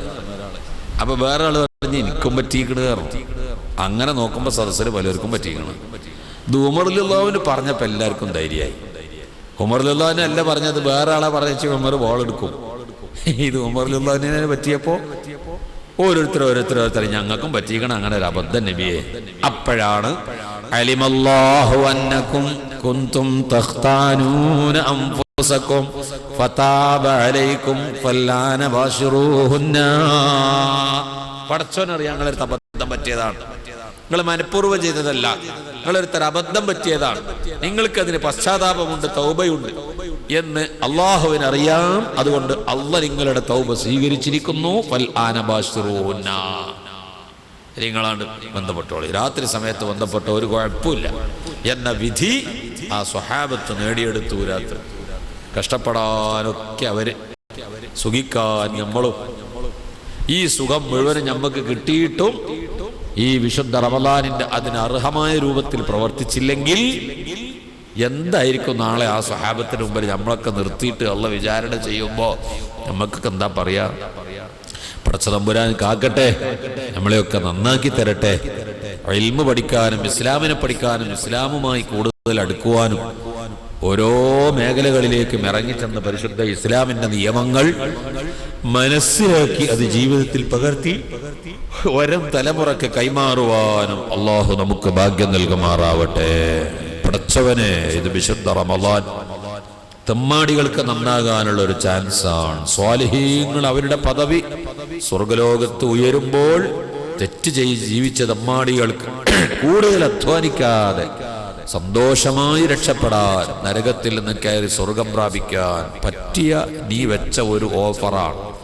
ഈ മഹത്തായ സന്തോഷം അനുഭവത്തിൽ പകർത്തി അത് പരലോകത്ത് കൺകുളിർക്കെ കണ്ട് ആനന്ദിക്കാൻ ഞങ്ങൾക്ക് നീ ഭാഗ്യം തരണേ തമ്പുരാനെ. പരിശുദ്ധ റമളാനാകുന്ന ആ ബാഹ്യമായ കഷ്ടപ്പാടിൻ്റെ പുറമെ ആന്തരികമായി അതിൻ്റെ ഉള്ളിലേക്ക് ചിന്തിച്ചു നോക്കുമ്പോൾ ഉണ്ടാകുന്ന ഗുണം കുറച്ചൊന്നുമല്ല. അതുകൊണ്ട് തന്നെ വേറൊന്നുമല്ല. പരിശുദ്ധ റമളാനിനെ സംബന്ധിച്ച ഹദീസിൽ കാണുന്നത്, മൻ സാമ റമളാൻ, അള്ളാഹുവിൻ്റെ പൊരുത്തം വിചാരിച്ച് ഒരാൾ നോമ്പനുഷ്ഠിച്ചാൽ, അള്ളാഹുവിൽ നിന്ന് കൂലി ആഗ്രഹിച്ചുകൊണ്ടും വിശ്വസിച്ചുകൊണ്ടും മോമിനായിക്കൊണ്ട് ഒരാൾ വ്രതമനുഷ്ഠിച്ചാൽ, നോമ്പ് പലരും അനുഷ്ഠിക്കുന്നുണ്ട്, ആ അനുഷ്ഠിക്കുന്നതെല്ലാം കൂടി അള്ളാഹുവിൻ്റെ കൂലി വിചാരിച്ചിട്ടോ ഈമാനോട് കൂടിയോ അല്ല. ഞാൻ ജോലി ചെയ്യുന്ന സ്ഥലത്ത് വഅദിന് പോകുമ്പോഴൊക്കെ വാടകയ്ക്ക് വിളിക്കുന്ന ഒരു കാറിൻ്റെ ഡ്രൈവറുണ്ട്. അയാൾ തികച്ചും അമുസ്ലിമാണ്. ഇപ്പോഴും ഈ വർഷവും ഇപ്പോൾ മിനിഞ്ഞാന്ന് വിളിച്ചു, ഷഅബാൻ 29 അന്ന് മാസപ്പിറവി കണ്ടപ്പോൾ വിളിച്ചു, നാളെ നോമ്പല്ലേ എന്ന് ചോദിച്ചിട്ട്. സുന്ദരൻ എന്നാണ് അവൻ്റെ പേര്. അവൻ അമുസ്ലിമാണ്. 10-30 കൊല്ലമായി നോമ്പ് നിൽക്കാൻ തുടങ്ങിയിട്ട്. നോമ്പ് നിൽക്കുന്നുണ്ട്, ഈമാനോട് കൂടിയല്ല. അങ്ങനെ കുറേ മനുഷ്യന്മാരുണ്ട്. വഹ്തിസാബൻ, കൂലി വിചാരിച്ചിട്ട് നോമ്പ് നിൽക്കണം. കൊളസ്ട്രോൾ കുറയാൻ നോമ്പ് അനുഷ്ഠിക്കപ്പെടാറുണ്ട്, ഡോക്ടർമാർ നിർദ്ദേശിക്കാറുണ്ട്. പലരും നോമ്പ് നിൽക്കുമ്പോൾ ഒരിക്കലും പ്രതീക്ഷിക്കാത്ത ചില മനുഷ്യന്മാർ തിങ്കളാഴ്ച നോമ്പ് നോറ്റപ്പോൾ എന്താപ്പോൾ നോമ്പ് നോൽക്കാൻ തീരുമാനിച്ചു, ആ കൊളസ്ട്രോളൊക്കെ കുറേ കൂടുതലായി, അപ്പോൾ ഏതായാലും നോമ്പ് നോൽക്കാൻ തീരുമാനിച്ചു പറഞ്ഞു. അപ്പോൾ ഇവിടെ നോമ്പ് നോറ്റത് അള്ളാഹുവിൽ നിന്ന് കൂലി വിചാരിച്ചിട്ടല്ല, കൊളസ്ട്രോൾ കുറയാൻ വേണ്ടിയിട്ടാണ്. ഭൗതിക ലോകത്ത് ശരീരത്തിൻ്റെ ആഫിയത്ത് നിലനിർത്താനുള്ള ഒരു പട്ടിണി, ഭക്ഷണമൊക്കെ കുറക്കാൻ ഡോക്ടർ പറഞ്ഞപ്പോൾ എന്നാൽ പിന്നെ ഏതായാലും ഒരു നോമ്പായിക്കോട്ടെ എന്ന് തീരുമാനിച്ചു. ഈ പ്രതിഫലം ഇസ്ലാമിൽ 2 അമലുകൾക്കേ പറഞ്ഞു കാണുന്നുള്ളൂ. ഒന്ന് ഹജ്ജ്, ഒന്ന് നോമ്പ്. ഇത് രണ്ടും അഭേദ്യ ബന്ധമുള്ള ആരാധനയുമാണ്. റമദാൻ കഴിഞ്ഞാൽ ശവ്വാൽ മാസം പിറക്കലോടുകൂടി ഹജ്ജിന് ഇഹ്റാം ചെയ്യാനുള്ള അവസരം അതിൻ്റെ മീഖാത്തുൽ മക്കാനിയുമായി മീഖാത്തുൽ സമാനിയായി, ഹജ്ജിന്റെ മീഖാത്തുൽ സമാനി മീഖാത്തുൽ മക്കാനി എന്നതിൻ്റെ കൂട്ടത്തിൽ ഹജ്ജിന് ഇഹ്റാം ചെയ്യാനുള്ള സമയമായി കഴിഞ്ഞു. നോമ്പും ഹജ്ജും തമ്മിൽ വളരെ ബന്ധങ്ങൾ വേറെയുണ്ട്, അതൊന്നും നമ്മുടെ ഇപ്പോഴത്തെ വിഷയത്തിൽ ഉദ്ദേശിക്കുന്നില്ല. അപ്പോ നോമ്പ് നോറ്റ ഒരു മനുഷ്യന് കിട്ടുന്ന പ്രതിഫലം റജഅ മിൻ ദുനൂബിഹി, അവന്റെ ദോഷത്തിൽ നിന്ന് അവൻ രക്ഷപ്പെട്ടു. കയൗമ വലദതുഹു ഉമ്മുഹു, അവന്റെ ഉമ്മ ഇപ്പോൾ അവനെ പ്രസവിച്ച പോലെ, ഇപ്പൊ പെറ്റ ഒരു കുട്ടിയെ പോലെ ദോഷത്തിന്റെ കാര്യത്തിൽ ആ മനുഷ്യൻ ആയി തീർന്നു. ഇത് പറയുമ്പോൾ ദോഷങ്ങൾ എത്ര തരമുണ്ട് എന്ന് നമ്മൾ ആദ്യം മനസ്സിലാക്കണം. മനുഷ്യൻ ചെയ്യുന്ന ദോഷങ്ങൾ 2 തരമാണ്. ഒന്ന് അള്ളാഹുവിനോട് ചെയ്യുന്ന ദോഷം, മറ്റൊന്ന് ജനങ്ങളോട് ചെയ്യുന്ന ദോഷം. അള്ളാഹുവിനോട് ചെയ്യുന്ന ദോഷങ്ങൾ തന്നെ 2 സൈസുണ്ട്. ഒന്ന് വൻദോഷങ്ങൾ, ചെറുദോഷങ്ങൾ. വൻദോഷങ്ങൾ നസൂഹായ തൗബ ഉണ്ടെങ്കിലേ പുറത്തു കിട്ടും. നസൂഹായ തൗബ വാജിബാണ് വൻദോഷങ്ങൾക്ക്. വൻദോഷങ്ങൾ എന്തൊക്കെ? അതൊരുപാടുണ്ട്. ഹദീസിന്റെ കിതാബുകളിൽ ചിലപ്പോൾ പെട്ടെന്നൊക്കെ സാധാരണക്കാരായ ആളുകൾ തെറ്റിദ്ധരിക്കും, 7 വൻദോഷങ്ങൾ പഠിച്ചു വെച്ചിട്ടുണ്ട്. അത് വൻദോഷങ്ങളിൽ ഏറ്റവും വലുതാ, അക്ബറുൽ കബായിറാണ്. വൻദോഷങ്ങളിൽ ഏറ്റവും വലുതാണ് ആ 7 അത് ഒരു ഹദീസിൽ 7 പറഞ്ഞെങ്കിൽ വേറൊരു ഹദീസിൽ വേറെ 7 പറഞ്ഞതായിട്ടും കാണുന്നുണ്ട്. വൻദോഷങ്ങൾ ആ ഹദീസിൽ പറഞ്ഞ സബഉൽ മൂബിഖാത്തിൽ മാത്രം നമ്മൾ ഒതുങ്ങി നിൽക്കരുത്. ഒരുപാട് വൻദോഷം, 300-ൽ ചില്ലാനും വൻദോഷങ്ങളെ വിവരിച്ചുകൊണ്ട് ഇബ്നു ഹജറുൽ ഹൈതമി തങ്ങൾ അസ്സവാജിർ അൻ ഇഖ്തിറാഫിൽ കബായിർ, വൻദോഷങ്ങൾ ഉപേക്ഷിക്കുന്നതിനെ കുറിച്ച് താക്കീത് നൽകുന്ന ഒരു ഗ്രന്ഥം 2 വാള്യത്തിൽ ഒരു ഗ്രന്ഥം രചിച്ചിട്ടുണ്ട്. അതിങ്ങനെ മുഴുവനും കൂടി നോക്കിയാൽ നമ്മളെ ദൃഷ്ടിയിൽ സാധാരണ നമ്മളത്ര വലിയ ഗൗരവമായി കാണാത്ത പല വിഷയങ്ങളും അതിൽ വൻദോഷങ്ങളായിട്ട് എണ്ണിയിട്ടുണ്ട്. നമ്മളത്ര നിസ്സാര മെയിൻറ്റെയിൻ ചെയ്യാതെ വിടുന്ന പലതും അതിൽ വൻദോഷങ്ങളായിട്ടാണ് എണ്ണിയിട്ടുള്ളത്. അപ്പൊ വൻദോഷങ്ങൾ ഒരുപാട്. വൻദോഷങ്ങൾ, നിസ്കാരം ഉപേക്ഷിക്കൽ വൻദോഷത്തിൽപ്പെട്ടതാണ്. ഒറ്റ വക്ത് നിസ്കാരം ഉപേക്ഷിക്കൽ ഫാസിഖാണവൻ, വൻദോഷത്തിൽപ്പെട്ടതാ. വൻദോഷങ്ങൾ കുറേയുണ്ട്. ആ വൻദോഷം ചെയ്താൽ അതിന് തൗബ നിർബന്ധമാവും. നസൂഹായ തൗബ വാജിബാണ് വൻദോഷം പൊറുക്കണമെങ്കിൽ. അതേ സമയത്ത് ചെറുദോഷങ്ങൾ പൊറുക്കാൻ ചിലപ്പോൾ അത് സൽക്രമങ്ങളെ കൊണ്ട് പുറത്തു കിട്ടും. ഇതൊരു ഇൽമിന്റെ മജ്ലിസാണ്. ഇന്നലെ നമ്മൾ പറഞ്ഞു, ഇവിടെ ഇരുന്ന് ഉറക്കം തൂങ്ങിയാൽ പോലും കൂലി കിട്ടും. അത്രത്തോളം പുണ്യമുള്ള ഇൽമിന്റെ മജ്ലിസ്. 70 അനാവശ്യ മജ്ലിസുകളിൽ പങ്കെടുത്തുകൊണ്ട് അനാചാര ദുരാചാരങ്ങൾ ചെയ്ത ഒരു മനുഷ്യൻ ഒരു ഇൽമിന്റെ മജ്ലിസിൽ വെറുതെ വന്നിരുന്നാൽ മതി. അവിടെ വെച്ച് പ്രത്യേകമായ ഒരു അറിവ് അവൻ പഠിച്ചിട്ടില്ലെങ്കിൽ പോലും, ബഹുമാനപ്പെട്ട തിരുക്കാട് തങ്ങളുണ്ട്, അല്ലാഹു ദീനിന്റെ ഖിദ്മത്തിൽ ദീർഘായുസ്സും ആഫിയത്തും കൊടുക്കട്ടെ. വേറെയും കുറെ ഉസ്താദന്മാരുടെ, ബാക്കവി ഉസ്താദുണ്ട്, അപ്പുറത്ത് പല ഉസ്താദന്മാരൊക്കെ ആലിമീങ്ങൾ ഒരുപാടുണ്ട്. ഇവർക്കൊക്കെ ഇപ്പം ഞാനീ പറയുന്ന വിഷയം പുതിയതാണോ? അല്ല, അവർക്ക് നേരത്തെ സ്റ്റോർ ചെയ്തവരാ, അതൊക്കെ പഠിച്ചു മനസ്സിലാക്കിയവരാണ്. അവർക്കൊരു പ്രത്യേക അറിവും ഇവിടെ വെച്ച് കിട്ടാറൊന്നുമില്ല. അവർ പഠിച്ചതിൻ്റെ ഒന്നും 10% നമ്മളാരും പഠിച്ചിട്ടുമില്ല. അത്രയും വലിയ ആലിമീങ്ങളും ഇവിടെ ഉണ്ട്. അപ്പോ അവരെ സംബന്ധിച്ചൊരു പുതിയ അറിവ് ഇവിടെ വെച്ച് പ്രത്യേകം കിട്ടാനൊന്നുമില്ല. എന്നാൽ ആ ഇൽമിന്റെ മജ്ലിസിൽ ഇരിക്കുന്ന ഒരു ബർക്കത്തുണ്ടല്ലോ, അതിന്റെ പേരിൽ അല്ലെങ്കിൽ ഇവിടെ ഇരുന്ന് ഉറക്കം തൂങ്ങി ഒരു ഇൽമും അവൻ പഠിച്ചിട്ടില്ല, എന്നാൽ പോലും വന്ന് ഇരുന്ന ബർക്കത്ത് കൊണ്ട് ആ 70 മജ്ലിസിലെ ദോഷം, ചെറുദോഷങ്ങൾ അല്ലാഹു പുറത്തു കൊടുക്കും. അപ്പൊ സൽക്കർമ്മം കൊണ്ട് ദോഷം, ഇന്നൽ ഹസനാത്തി യുദ്ഹിബുന സയ്യിആത്ത്, സൽക്കർമ്മങ്ങളെ കൊണ്ട് ദുഷ്കർമ്മങ്ങൾ പുറത്തു കിട്ടും. അതൊക്കെ ചെറുദോഷങ്ങളാണ്. ഒതു ഉണ്ടാക്കിയാൽ മുഖം കഴുകുമ്പോൾ കുറെ ദോഷം പുറത്തു കിട്ടും, കൈ കഴുകുമ്പോൾ കുറെ ദോഷം പുറത്തും, പള്ളിയിലേക്കുള്ള ഓരോ ചവിട്ടടികൾ എടുത്തു വെക്കുമ്പോഴും ദോഷം പുറത്തു കിട്ടും എന്ന് പറഞ്ഞതൊക്കെ സൽക്കർമ്മം കൊണ്ട് പുറത്തു കിട്ടുന്നതെല്ലാം ചെറുദോഷങ്ങളാണ്. വന്തോഷങ്ങൾക്ക് നസൂഹായ തൗബ തന്നെ വേണം. ഈ നസൂഹായ തൗബ കിട്ടിയിട്ടുണ്ടോയെന്ന് നമുക്ക് എന്താ ഉറപ്പ്? ഒരു തെറ്റ് ഒരു മനുഷ്യൻ ചെയ്താൽ മരിക്കുന്നത് വരെ സമാധാനമില്ല. അവന് സമാധാനമുണ്ടോ? മരിക്കണത് വരെ ഞാനൊരു തെറ്റ് ചെയ്തല്ലോ റബ്ബേ, എനിക്കത് പുറത്തു കിട്ടുമോ എന്നതിൽ മനസ്സിനൊരു സമാധാനമുണ്ടോ? ഇല്ല. ബഹുമാനപ്പെട്ട സഅലബത്ത് റളിയല്ലാഹു അൻഹു ഒരു പെണ്ണിനെ ഒരിക്കൽ നോക്കിയതിന്റെ പേരിൽ ഹദീസിന്റെ ചരിത്രത്തിന്റെ കിതാബുകളിൽ കാണാം, ജാഅ സദീഖുക്കൽ അഅ്മാൻ. ബഹുമാനപ്പെട്ടവര് സഅദ് റളിയല്ലാഹു അൻഹുവിനോട് അല്ലാഹുവിന്റെ റസൂൽ സ്നേഹബന്ധം ചാർത്തി കൊടുത്ത ആഖാ റസൂലുള്ളാഹി സ്വല്ലല്ലാഹു അലൈഹി വസല്ലം ബഅദ സഅദിൻ വ സഅലബ, സഅലബത്ത് ഇബ്നു അബ്ദുറഹ്മാനും സഅദ് റളിയല്ലാഹു തമ്മിൽ ഇസ്ലാമിന്റെ ഒരു പ്രത്യേക ഉഖുവത്തുണ്ട്. ഇമാം ഗസാലി തങ്ങൾ ഹിയായിലൊക്കെ പറഞ്ഞിട്ടുണ്ട് ആ ഉഖുവത്തിന്റെ കഥ. സ്വഹാബത്തിലെ പലരെയും വിളിച്ചിട്ട് അല്ലാഹുവിന്റെ റസൂൽ മദീനത്ത് നിന്ന് മക്കത്ത് നിന്ന് ചെന്നതല്ലേ, 5 പൈസന്റെ മുതലിച്ചല്ലോ കയ്യിൽ. മദീനത്ത് ചെന്നപ്പോൾ അൻസാരികളായ പല സ്വഹാബത്തും പലരെയും സഹായത്തിൽ ഏറ്റെടുക്കാൻ കഫാലത്തുകൾ ഏറ്റെടുത്തും സഹായങ്ങൾ ഏറ്റെടുത്തുകൊണ്ട് മുന്നോട്ട് വന്നപ്പോൾ ഓരോരുത്തർക്ക് ഒരു പ്രത്യേക ഉഖുവത്ത് ബന്ധം സ്ഥാപിച്ചു കൊടുത്തു. ഇദ്ദേഹത്തെ നിങ്ങൾ നോക്കണം, അദ്ദേഹത്തിന് വേണ്ടതൊക്കെ ചെയ്തു കൊടുക്കണം. ആ കൂട്ടത്തിൽ സഅദ് റളിയല്ലാഹു അൻഹു സഅലബത്ത് റളിയല്ലാഹു അൻഹു തമ്മിൽ അഭേദ്യമായ ഒരു ബന്ധം അവർക്കിടയിൽ സ്ഥാപിക്കപ്പെട്ടു. ഈ സഅലബത്ത് റളിയല്ലാഹു അൻഹു സഅദിന്റെ വീട്ടിലേക്ക് കടന്നു വരുമ്പോ കണ്ണ് ചിമ്പിറ്റാ വരികയെന്നാ. കണ്ണ് നല്ലോണം മുറുക്കി ചിമ്പിറ്റാ വരേക്ക് കടന്നു വരിക. അത് കാരണം ആ വീട്ടിലുള്ള ഒരു വെള്ളാട്ടിപ്പെണ്ണ് സഅദ് റളിയല്ലാഹു അൻഹുവിനോട് പറയാണ്, ജാഅ സദീഖുക്കൽ അഅ്മാ, അങ്ങയുടെ ഗുരുടനായ സ്നേഹിതൻ അതാ കടന്നു വന്നിരിക്കും. വർഷങ്ങൾ പലതും കഴിഞ്ഞു, ആ വീട്ടിൽ ഒരുപാട് കാലം താമസിച്ചു ആര്? സഅദ് റളിയല്ലാഹു അൻഹു. അപ്പൊ ആ വീട്ടിലുള്ള ഒരു വെള്ളാട്ടി പെൺകുട്ടി പറയാണ്, സഅദ് റളിയല്ലാഹു അൻഹുവിനോട് പറയാണ്, സഅദേ ജാഅ സദീഖുക്കൽ അഅ്മാ, അങ്ങയുടെ ഗുരുടനായ സ്നേഹിതൻ അതാ വന്നിരിക്കുന്നു. ഈ സഅലബത്ത് ഗുരുടനാണോ? അല്ല. പിന്നെന്താണ് ഈ പെണ്ണങ്ങനെ പറയാൻ കാരണം? സഅലബത്ത് തന്നെ വീട്ടിലേക്ക് വരുമ്പോൾ ഒരു അന്യ വീടല്ലേ, എനിക്ക് അഭയം കിട്ടി, എന്നെ താമസിപ്പിച്ചു എന്നതിൽ കവിഞ്ഞ് ആ വീട്ടിലുള്ള പെണ്ണുങ്ങൾ എനിക്ക് അനുവദനീയമാണോ? അല്ല. ഒരു വീട്ടിൽ ഒരു ഡ്രൈവറെ, ഒരു വണ്ടിയുടെ ഡ്രൈവറായിട്ടൊരു മുതലാളി നിശ്ചയിച്ചാൽ, ഞാൻ എൻ്റെ കാർ ഓടിക്കാൻ വേണ്ടി വഅദിന് പോകുമ്പോഴും മറ്റുമൊക്കെ ഓടിക്കാൻ വേണ്ടിയിട്ട് ഒരു ഡ്രൈവറെ ഞാൻ നിശ്ചയിച്ചാൽ, അയാൾ പുറത്ത് പോർച്ചിൽ നിർത്തിയിട്ട് കാർ എടുത്ത് എന്നെ കൊണ്ടുപോകല്ലാതെ എൻ്റെ വീട്ടിലുള്ള ഒരു പെണ്ണിനെയും അയാൾക്ക് കാണാൻ അനുവദിക്കപ്പെട്ടിട്ടില്ല. ഞാനില്ലാത്തപ്പോ എൻ്റെ പെണ്ണിനെയും കൊണ്ട് ആ ഡ്രൈവർക്ക് എവിടെയെങ്കിലും യാത്ര ചെയ്യാൻ പാടുണ്ടോ? പാടില്ല. പറഞ്ഞേക്കാൻ നമുക്ക് പാടുണ്ടോ? പാടില്ല.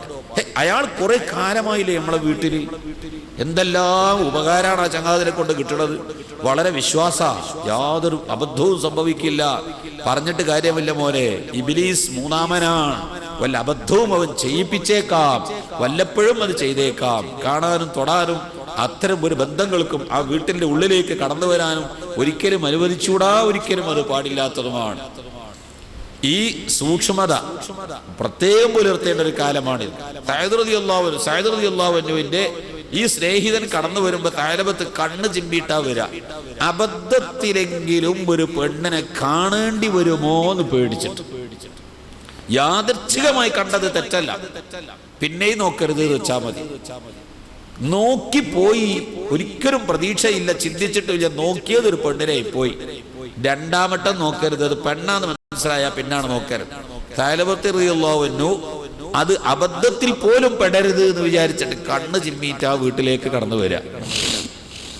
അങ്ങനെ അത് കണ്ടിട്ട് ഈ പെൺകുട്ടി മനസ്സിലാക്കിയത്, വർഷങ്ങൾ താമസിച്ച് ഈ പെൺകുട്ടി ആളെ പറ്റി മനസ്സിലാക്കിയത്, ഈ ചെറിയ കുട്ടി മനസ്സിലാക്കിയത് ഇയാൾ കണ്ണൊട്ടനാണ് എന്നാ.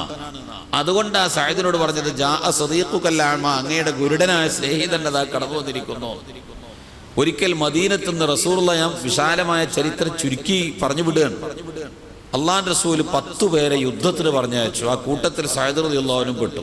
യുദ്ധത്തിന് പോവാൻ സഅദ് യുദ്ധത്തിന് പോയ വീട്ടിലെ കാര്യങ്ങൾ നോക്കാൻ ആളില്ല. സഅലബത്തിനോട് പറഞ്ഞ, സഅലബത്തെ പുറത്തു നിന്ന് ആവശ്യമായ കാര്യമൊക്കെ നീ ചെയ്യണം. വീട്ടിൻ്റെ ഉള്ളിൽ കയറാൻ പാടില്ല, പെണ്ണുങ്ങളെയും കാണാൻ പാടില്ലല്ലോ. വെള്ളം പിടിച്ചു കൊടുക്കുക, പൈപ്പിൽ വെള്ളം വരുമ്പോൾ എടുത്തു കൊടുക്കുക, അങ്ങാടിയിൽ പോയിട്ട് വിറകും പച്ചക്കറി മീനൊക്കെ വാങ്ങി കൊണ്ടു കൊടുക്കും. ഇത്തരം കാര്യങ്ങളൊക്കെ ഏൽപ്പിക്കാം. ആ കാര്യങ്ങളൊക്കെ ഏൽപ്പിച്ചിട്ട് സഅദ് റളിയല്ലാഹു യുദ്ധത്തിന് പോയി. യുദ്ധത്തിന് പോയപ്പോൾ നമ്മളെ മറ്റേ ചങ്ങാതി കടന്നു പോകുന്നു. മൂന്നാമനായി ഒരാളുണ്ടാവും എന്ന് പറഞ്ഞല്ലോ റസൂലുള്ളാഹി. ഈ ആള് കടന്നു കൊണ്ടു, സഅലബത്തെ, സഅദ് എവിടെ പോയി? യുദ്ധത്തിന് പോയി. നിന്നെ എന്തിനേൽപ്പിച്ചതാ? ഈ വീട് നോക്കാൻ. ഈ വീട്ടിലേക്ക് വല്ല ശത്രുക്കളും കടന്നു വരും, കള്ളന്മാർ കടന്നു വരും, തട്ടിക്കൊണ്ടുപോകും, ഇതൊക്കെ നോക്കാൻ ഏൽപ്പിച്ചതല്ലേ. ഈ വീട്ടിന്റെ പിൻവശത്തുള്ള വാതിൽ തുറന്നിട്ട് സയദിന്റെ ഭാര്യയെ ഒരാൾ തട്ടിക്കൊണ്ടുപോയാൽ നീ എങ്ങനെ മനസ്സിലാക്കും അത് സയദിന്റെ ഭാര്യയാണെന്ന്? നീ കണ്ടിട്ടുണ്ടോ സയദിന്റെ ഭാര്യയെ? കണ്ടിട്ടില്ല. എന്നാ ഒന്ന് നോക്കി വെച്ചാളാ, ഒന്ന് കണ്ടു വെച്ചാളാ. ഇതൊരു കാര്യമാണെന്ന് സയദിന് തോന്നി, സൈലബത്തിന് തോന്നി. സൈലബത്ത് ആളെ വന്ന് കണ്ടുവെക്കാൻ വേണ്ടി ഹൈറായ ഒരു ലക്ഷ്യം വെച്ചുകൊണ്ട് ആ പെണ്ണിനെ ഒന്ന് നോക്കി. എന്തിനാ നോക്കിയത്? ആരെങ്കിലും വന്നിട്ട് സയദിന്റെ ഭാര്യയെ തട്ടിക്കൊണ്ടുപോയാൽ സയദിന്റെ ഭാര്യനെ കൊണ്ടോണത് എന്ന് മനസ്സിലാക്കിയിട്ട് ആ അപകടത്തിൽ നിന്ന് രക്ഷിക്കാൻ. അല്ലെങ്കിൽ സയദ് വരുമ്പോ ചോദിക്കൂലേ, നിന്നെ ഏൽപ്പിച്ചു പോയിട്ട് സൈലബത്തെ എന്റെ ഭാര്യനെ ഒരാൾ തട്ടിക്കൊണ്ടുപോയിട്ട് നീ കയ്യും കെട്ടി നോക്കി നിന്നീലേ എന്ന് ചോദിക്കുമല്ലോ. അപ്പൊ നല്ല ഉദ്ദേശമാ, വേറൊരു വേണ്ടാത്തരമില്ല. ഒന്ന് നോക്കിയപ്പോൾ ആ പെണ്ണ് പറയാണ്, ഇതിനാണോ സയദ് നിന്നെ ഏൽപ്പിച്ചത് സൈലബത്തെ എന്നെ നോക്കാൻ? നിനക്ക് അല്ലാഹുവിന്റെ നരകം പേടിയില്ലേ? സൈലബത്ത് ഒരൊറ്റ ആ ഒരു ദുർബല നിമിഷത്തിൽ സംഭവിച്ച തെറ്റ്, അത് തന്നെ ലക്ഷ്യം നല്ലതാ, പക്ഷെ സംഭവിച്ചതൊരു തെറ്റല്ലേ. സൈലബത്ത് നാട് വിട്ടു 2 കൈയും പിന്നിലേക്ക് പിടിച്ച് കെട്ടിയിട്ട് താൻ കാട്ടിലേക്ക് അങ്ങ് ഓടുകയാണ്. ഓടി, പടച്ചവനെ അള്ളാഹുവിന്റെ നരകം പേടിയില്ലാതൊരു തെറ്റ് ഞാൻ ചെയ്തു പോയല്ലോ എന്നും പേടിച്ചിട്ട് ഓടുകയാണ്.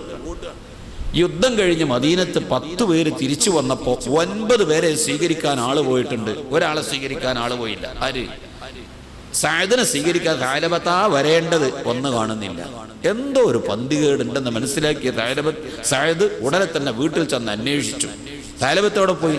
സൈലബത്ത് നാട് വിട്ടു. എന്തു പറ്റി? ഇങ്ങനെയൊക്കെ സംഭവിച്ചു ഇവിടെ. അങ്ങനെ സൈലബത്ത് നാട് വിട്ടുപോയി. ഉടനെ തന്നെ റസൂൽ ഏൽപ്പിച്ചു കൊടുത്ത ആളല്ലേ. മദീനത്തെ പള്ളിയിൽ ചെന്നിട്ട് പറഞ്ഞു, നബിയെ തങ്ങൾ ഏൽപ്പിച്ചെന്ന ആള് നാട് വിട്ടുപോയി, വീട്ടിൽ ഇങ്ങനെയൊക്കെ ചില അനിഷ്ട സംഭവങ്ങളൊക്കെ ഉണ്ടായി.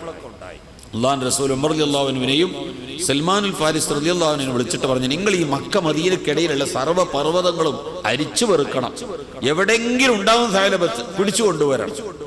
അവരങ്ങനെ അന്വേഷിച്ച് പല സ്ഥലത്തും പോയി നോക്കിയിട്ട് ആളെ ഒരു പിടുത്തവും കിട്ടിയില്ല. അങ്ങനെ അന്വേഷിച്ച് നടക്കുമ്പോൾ ഒരു ആട്ടിടയനെ കണ്ടു. അയാളോട് ചോദിച്ചു, മോനെ ഇവിടെ ഇങ്ങനെ ഒരു ആളുണ്ടോ? ആ കുട്ടി പറഞ്ഞു, അങ്ങനെ ഒരു ഇവിടെ ജനവാസമുള്ള സ്ഥലമല്ല, ജനങ്ങളൊന്നും താമസിക്കുന്ന ഒരു ഏരിയ അല്ലത്. പക്ഷെ ഇവിടെ ഒരു ഭ്രാന്തനുണ്ട്, അയാള് 2 കൈയും പിടിച്ചു കെട്ടിയിട്ട് അള്ളാഹുവിന്റെ നരകത്തേക്ക് പോണ ഒരു പണി ഞാൻ ചെയ്തല്ലോ എന്നും പറഞ്ഞ് കരഞ്ഞു നടക്കുന്ന ഒരു മനുഷ്യണ്ട് ഇവിടെ. അയാളല്ലാതെ ഇവിടെ ആരുമില്ല. ആ ആളെ തന്നെ കിട്ടേണ്ടത്. എവിടെയാ ആള്? അയാളതോ ആ കാണുന്ന മലന്റെ മുകളിലുണ്ട്, പോയാൽ കാണുന്നവർ. മലമുകളിൽ ചെന്ന് നോക്കുമ്പോൾ ഇരുന്ന് കരയന്നെയാണ്. സൈലബത്ത് ഇരുന്ന് കരയാണ്. ഉമർ റളിയല്ലാഹു അൻഹു ചെന്നിട്ട് പറഞ്ഞു, ഉമറേ, സൈലബത്തെ നിന്നെ റസൂലുള്ളാഹി വിളിക്കുന്നു, യദുഉക റസൂലുള്ളാഹി, നിന്നെ റസൂലുള്ളാഹി വിളിക്കുന്നു.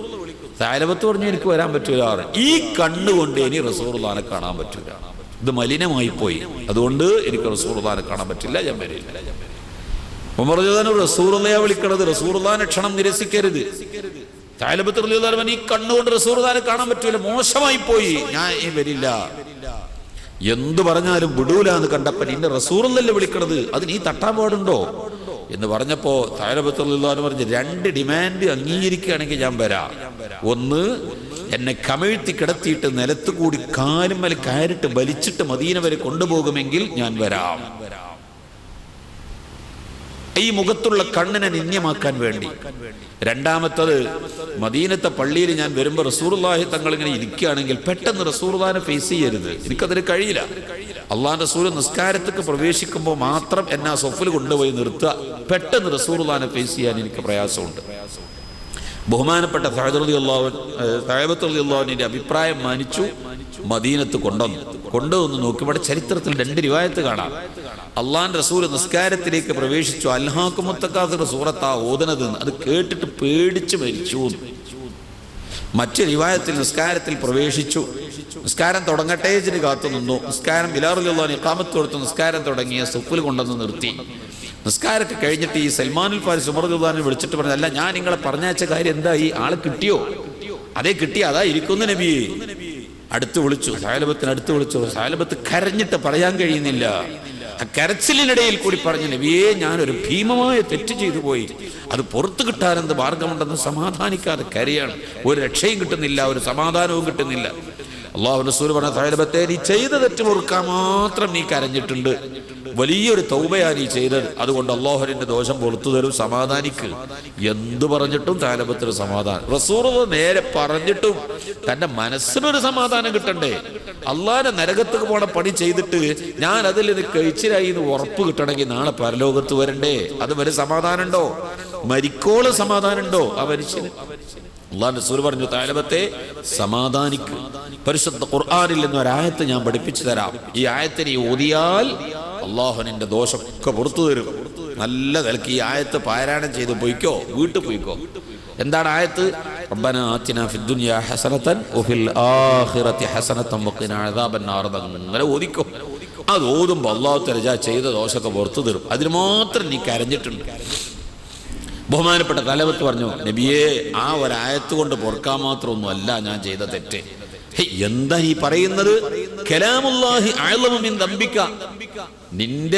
നീ ചെയ്ത ദോഷത്തെക്കാളും വലുതല്ലേ അള്ളാന്റെ കലാം? അള്ളാന്റെ കലാം നീ ചെയ്ത ദോഷത്തെക്കാളും വലുതല്ലേ? അതുകൊണ്ട് പൊയ്ക്കോ, വീട്ടിൽ പോയിട്ട് ഈ ആയത്ത് അങ്ങനെ ഓദിക്കോ. അള്ളാന്റെ റസൂലിന്റെ കൽപ്പന സ്വീകരിക്കാതിരിക്കാൻ പറ്റുമോ? എന്ത് പറഞ്ഞാലും അനുസരിക്കൽ വാജിബല്ലേ? ആ സ്വഹാബി തന്റെ വീട്ടിൽ ചെന്നുകൊണ്ട് കരഞ്ഞുകൊണ്ടിരിക്കുകയാണ്. പടച്ചോനെ, ഞാനൊരു തെറ്റ് ചെയ്തല്ലോ, ഞാനൊരു തെറ്റ് ചെയ്തല്ലോ, ഞാനൊരു തെറ്റ് ചെയ്തല്ലോ. അപ്പോഴാണ് കുറച്ച് ദിവസം ജമാഅത്തിന് വരാത്തത് കാണുമ്പോൾ അള്ളാഹുവിന്റെ റസൂൽ ചോദിച്ചു, സൈലബത്ത് എവിടെ പോയി? എന്താ ജമാഅത്തിന് വരാത്തത്? ഫഇന്നഹു മരീദ്. രോഗിയായി കിടക്കുകയാണ് നബിയെ, എഴുന്നേറ്റ് നടക്കാൻ വയ്യപ്പോൾ പറ്റ അവശനായി ശയ്യാവലംബിയാണ്. എന്നാ പോവാ, രോഗം കാണാൻ പോകല് സുന്നത്തല്ലേ, നമ്മളൊന്ന് പോവാ. ചെന്ന് നോക്കുമ്പോൾ കിടക്കയിൽ, ബെഡിൽ, ആ പായയിൽ കിടക്കുന്ന, ആ പരമ്പിൽ കിടക്കുന്ന അവസ്ഥയാണ്. തിരിയാനും അറിയാനും വയ്യ. ആ കിടത്തം തന്നെ. അള്ളാഹുവിന്റെ റസൂൽ അടുത്ത് ചെന്നിരുന്നിട്ട്, തൈലബത്തെ ഒന്ന് സമാധാനിക്കടോ, ഞാൻ പറഞ്ഞു തന്നില്ലേ അള്ളാഹു നിന്റെ ദോഷം പുറത്തു തരും. നബിയെ, തങ്ങൾ പറഞ്ഞ ആയത്തുമ്മൽ ഇരിക്കുക ഞാൻ. പക്ഷേ എനിക്ക് നരകം ആലോചിച്ച് നോക്കുമ്പോൾ, നരകത്തിന്റെ ശിക്ഷയും പേടിയും ബേജാറും ചിന്തിച്ചു നോക്കുമ്പോൾ എൻ്റെ മനസ്സിനൊരു സമാധാനം കിട്ടണില്ല നബിയെ. ആ സ്വഹാബി അവിടെ കിടന്ന് കരഞ്ഞുകൊണ്ട് അള്ളാഹുവിന്റെ റസൂലിന്റെ കൈകളിൽ കിടന്നുകൊണ്ട് സ്വഹാബി അന്ത്യശ്വാസം മരിച്ചുപോയി. അള്ളാഹുവിന്റെ റസൂൽ ആ മയ്യിത്ത് മറവ് ചെയ്തിട്ട് പറഞ്ഞു, ആകാശഭൂമി നിറയാൻ മാത്രം വലിയ ഒരു തൗബയാണ് ഈ സ്വഹാബി ചെയ്തിട്ട്. എന്നിട്ടും അദ്ദേഹത്തിന്റെ മനസ്സിനൊരു സമാധാനം കിട്ടണില്ല. ഒരു തെറ്റ് ചെയ്താൽ നസൂഹായ തൗബ ആവശ്യമാണ്. നസൂഹായ തൗബ നമ്മളുണ്ടല്ലോ ഈ വഅദിന്റെ മജ്ലിസിൽ, ഞാൻ അതിനെ കുറ്റപ്പെടുത്തി പറയല്ല. വഅദിന്റെ മജ്ലിസ് സമാപിക്കുമ്പോൾ ഒരു തിങ്കളാഴ്ചരാവും വെള്ളിയാഴ്ചരാവും ഒക്കെ വരുമ്പോൾ അത് ഇനിയും ചെയ്യണം, ഞാൻ ചെയ്യണ്ട എന്നല്ല പറയണത്. ഒരു തൗബാന്റെ ഏട് മറിച്ച് നോക്കിയിട്ട് ആ തൗബാന്റെ ഏട് വായിച്ചു തരുന്ന സദസ്സിലുള്ള ആളുകൾ അത് ഏറ്റുപറയുകയും ചെയ്യും. എന്നാ അവര് സമാധാനിച്ചു, ഞാൻ തൗബ ചെയ്തു എന്ന്. ജീവിതത്തിൽ ഇത്രയും കാലം കളവ് പറഞ്ഞത്, വ്യഭിചരിച്ചത്, ഗീബത്ത് പറഞ്ഞത്, കടം വാങ്ങിയത്, നിക്കാരം ഒഴിച്ചത് എല്ലാം പുറത്ത് കിട്ടി എന്നാ സമാധാനം. അങ്ങനെ എങ്ങനെ സമാധാനിക്കുക? ഖളാ ആയ നിസ്കാരമൊക്കെ ഖളാ വീട്ടണ്ടേ? നോമ്പ് ഖളാ ആയത് ഖളാ വീട്ടണ്ടേ? ഇതൊക്കെ ഇതിന് ആവശ്യമല്ലേ? നസൂഹായ തൗബ എന്ന് പറഞ്ഞാൽ തന്നെ നിസ്കാരം ഖളാ ആക്കിക്കണോ, ഖളാ വീട്ടണം. നിസ്കാരം ഖളാ ആക്കിയ മനുഷ്യന് രണ്ട് ശിക്ഷയാ. ഒന്ന്, നീ എന്തുകൊണ്ട് നിസ്കരിച്ചില്ല? ഒരു ചോദ്യം അതാണ്, അതിനൊരു ശിക്ഷയാണ്. എന്തുകൊണ്ട് അതിന്റെ കൃത്യ ടൈം പാലിച്ചില്ല? ഞാനൊരു ടൈം വെച്ചിട്ടില്ലേ, അത് എന്തിനീ പാലിച്ചില്ല? അത് രണ്ടാമത്തെ ഒരു ചോദ്യം. ഈ മനുഷ്യൻ നിസ്കാരം ഖളാ വീട്ടി നോക്കുക. ഖളാ ആയ നിസ്കാരം ഖളാ വീട്ടിയാൽ സമാധാനം ഉണ്ടോ? ഞാനൊരു ടൈം പാലിച്ചിട്ട് എന്തുകൊണ്ട് പാലിച്ചില്ല എന്ന ചോദ്യം അപ്പോഴും ബാക്കിയല്ലേ? അപ്പൊ നിസ്കാരം ഖളാ വീട്ടിയാലും തൗബ വേണം. ഭയങ്കര അപകട സംഗതി, വലിയ ഗൗരവമാണ്. നിസ്കാരം ഏതൊരു തെറ്റ് ചെയ്താൽ ആ തെറ്റിൽ നിന്ന് മനുഷ്യൻ ഒഴിവായി കിട്ടുക എന്നത് വലിയ പ്രശ്നമാണ്. നസൂഹായ തൗബ വേണം. ഈ നസൂഹായ തൗബക്ക് എന്തെല്ലാം നിബന്ധനകളുണ്ട്, ആ നിബന്ധനകൾ സമ്മേളിക്കണം. അങ്ങനെ സമ്മേളിച്ച് ഒരു തൗബ ചെയ്തു കഴിഞ്ഞാൽ ഒരു തെറ്റും ചെയ്യാത്ത പോലെയാണെന്ന് മാത്രമല്ല, ഇവൻ ഈ ചെയ്ത തെറ്റില്ലേ, ആ തെറ്റിന് അല്ലാഹു സൽക്കർമ്മമാക്കി മറിച്ചു കൊടുക്കുന്ന ഒരു കള്ളുകുടിയനും വ്യഭിചാരിയും എത്ര എത്ര തെറ്റുകൾ ചെയ്തിട്ടുണ്ടോ ആ തെറ്റ് മുഴുവനും അല്ലാഹു സൽക്കർമ്മമാക്കി മറിക്കും. ഫഉലൈക യുബദ്ദിലുല്ലാഹു സയ്യിആതിഹിം ഹസനാത്ത്. സൂറത്തുൽ ഫുർഖാനിൽ അല്ലാഹു തആല പറയുന്നത് വലിയ ഒരു പ്രതീക്ഷയാ നമുക്ക്. ഫഉലൈക, ആ തൗബ ചെയ്ത ആളുകൾ, തെറ്റ് ചെയ്തിട്ട് തൗബ ചെയ്ത മനുഷ്യന്മാർ, അല്ലെങ്കിൽ കുഫ്രിയത്തിൽ ജീവിച്ചിട്ട് തൗബ ചെയ്ത ആളുകൾ, അതല്ലെങ്കിൽ തമ്മാടിത്തരത്തിൽ ജീവിച്ചിട്ട് അതിൽ നിന്ന് തൗബ ചെയ്ത മനുഷ്യർ, ഫഉലൈക, അത്തരം ആളുകൾ യുബദ്ദിലുല്ലാഹു സയ്യിആതിഹിം, അവരുടെ ദുഷ്കർമ്മങ്ങളെയൊക്കെ അല്ലാഹു മാറ്റിമറിച്ചു കൊടുക്കും ഹസനാത്ത്, സൽക്കർമ്മമായിട്ട്. ആ ചെയ്ത തെറ്റൊക്കെ സൽക്കർമ്മമാക്കിയ അള്ളാന്റെ റഹ്മത്താണത്. അള്ളാന്റെ റഹ്മത്തിന്റെ വിശാലതയാണത്. ആ തെറ്റ് മുഴുവൻ ഇപ്പൊ സൽക്കർമ്മമാക്കിയിട്ട് മറിച്ചു കൊടുക്കുക. അപ്പൊ ഏതായാലും ഒരു തെറ്റിൽ നിന്നിട്ട് തൗബ ചെയ്ത് നന്നാകുക എന്ന നസൂഹായ തൗബ വലിയ പ്രയാസമാണ്, കിട്ടിക്കഴിഞ്ഞാൽ വലിയ രക്ഷയുമാണ്. തൗബ ചെയ്യൽ വാജിബാണ്. ഒരു തെറ്റ് ചെയ്താൽ തൗബ ചെയ്യൽ വാജിബാണ്. തൗബ ചെയ്യാതിരിക്കാൻ പാടില്ല, അതൊരു ഹറാമാണ്. എന്തെല്ലാം വിപത്തുകൾ ഇതിന്റെ പിന്നിൽ വരാനുണ്ടെന്നറിയുമോ? ചുരുക്കത്തിൽ അള്ളാഹിനോട് ചെയ്ത ദോഷം തൗബ കൊണ്ട് പുറത്തു കിട്ടും. ചെറുദോഷങ്ങൾ സൽക്കർമ്മം കൊണ്ട് പുറത്തു കിട്ടും. മനുഷ്യന്മാരോട് ചെയ്തതോ, ജനങ്ങളോട് ചെയ്ത ദോഷം അത് പുറത്തു കിട്ടുമോ? അത് അള്ളാഹ് പൊറുക്കൂല, അള്ളാഹു പൊറുക്കൂല. ജനങ്ങളുമായുള്ള ദോഷങ്ങൾ രണ്ട് തരമാണ്. ഒന്ന് സംസാരപരമായിട്ടും ഉണ്ടാവാം, മറ്റൊന്ന് സാമ്പത്തിക ഇടപാട് കൊണ്ടും ഉണ്ടാവാം. ഗീബത്ത് പറയാ, ഒരാളെ പറ്റി ഗീബത്ത് പറയാ. ഗീബത്ത് പറയാന്ന് പറഞ്ഞാൽ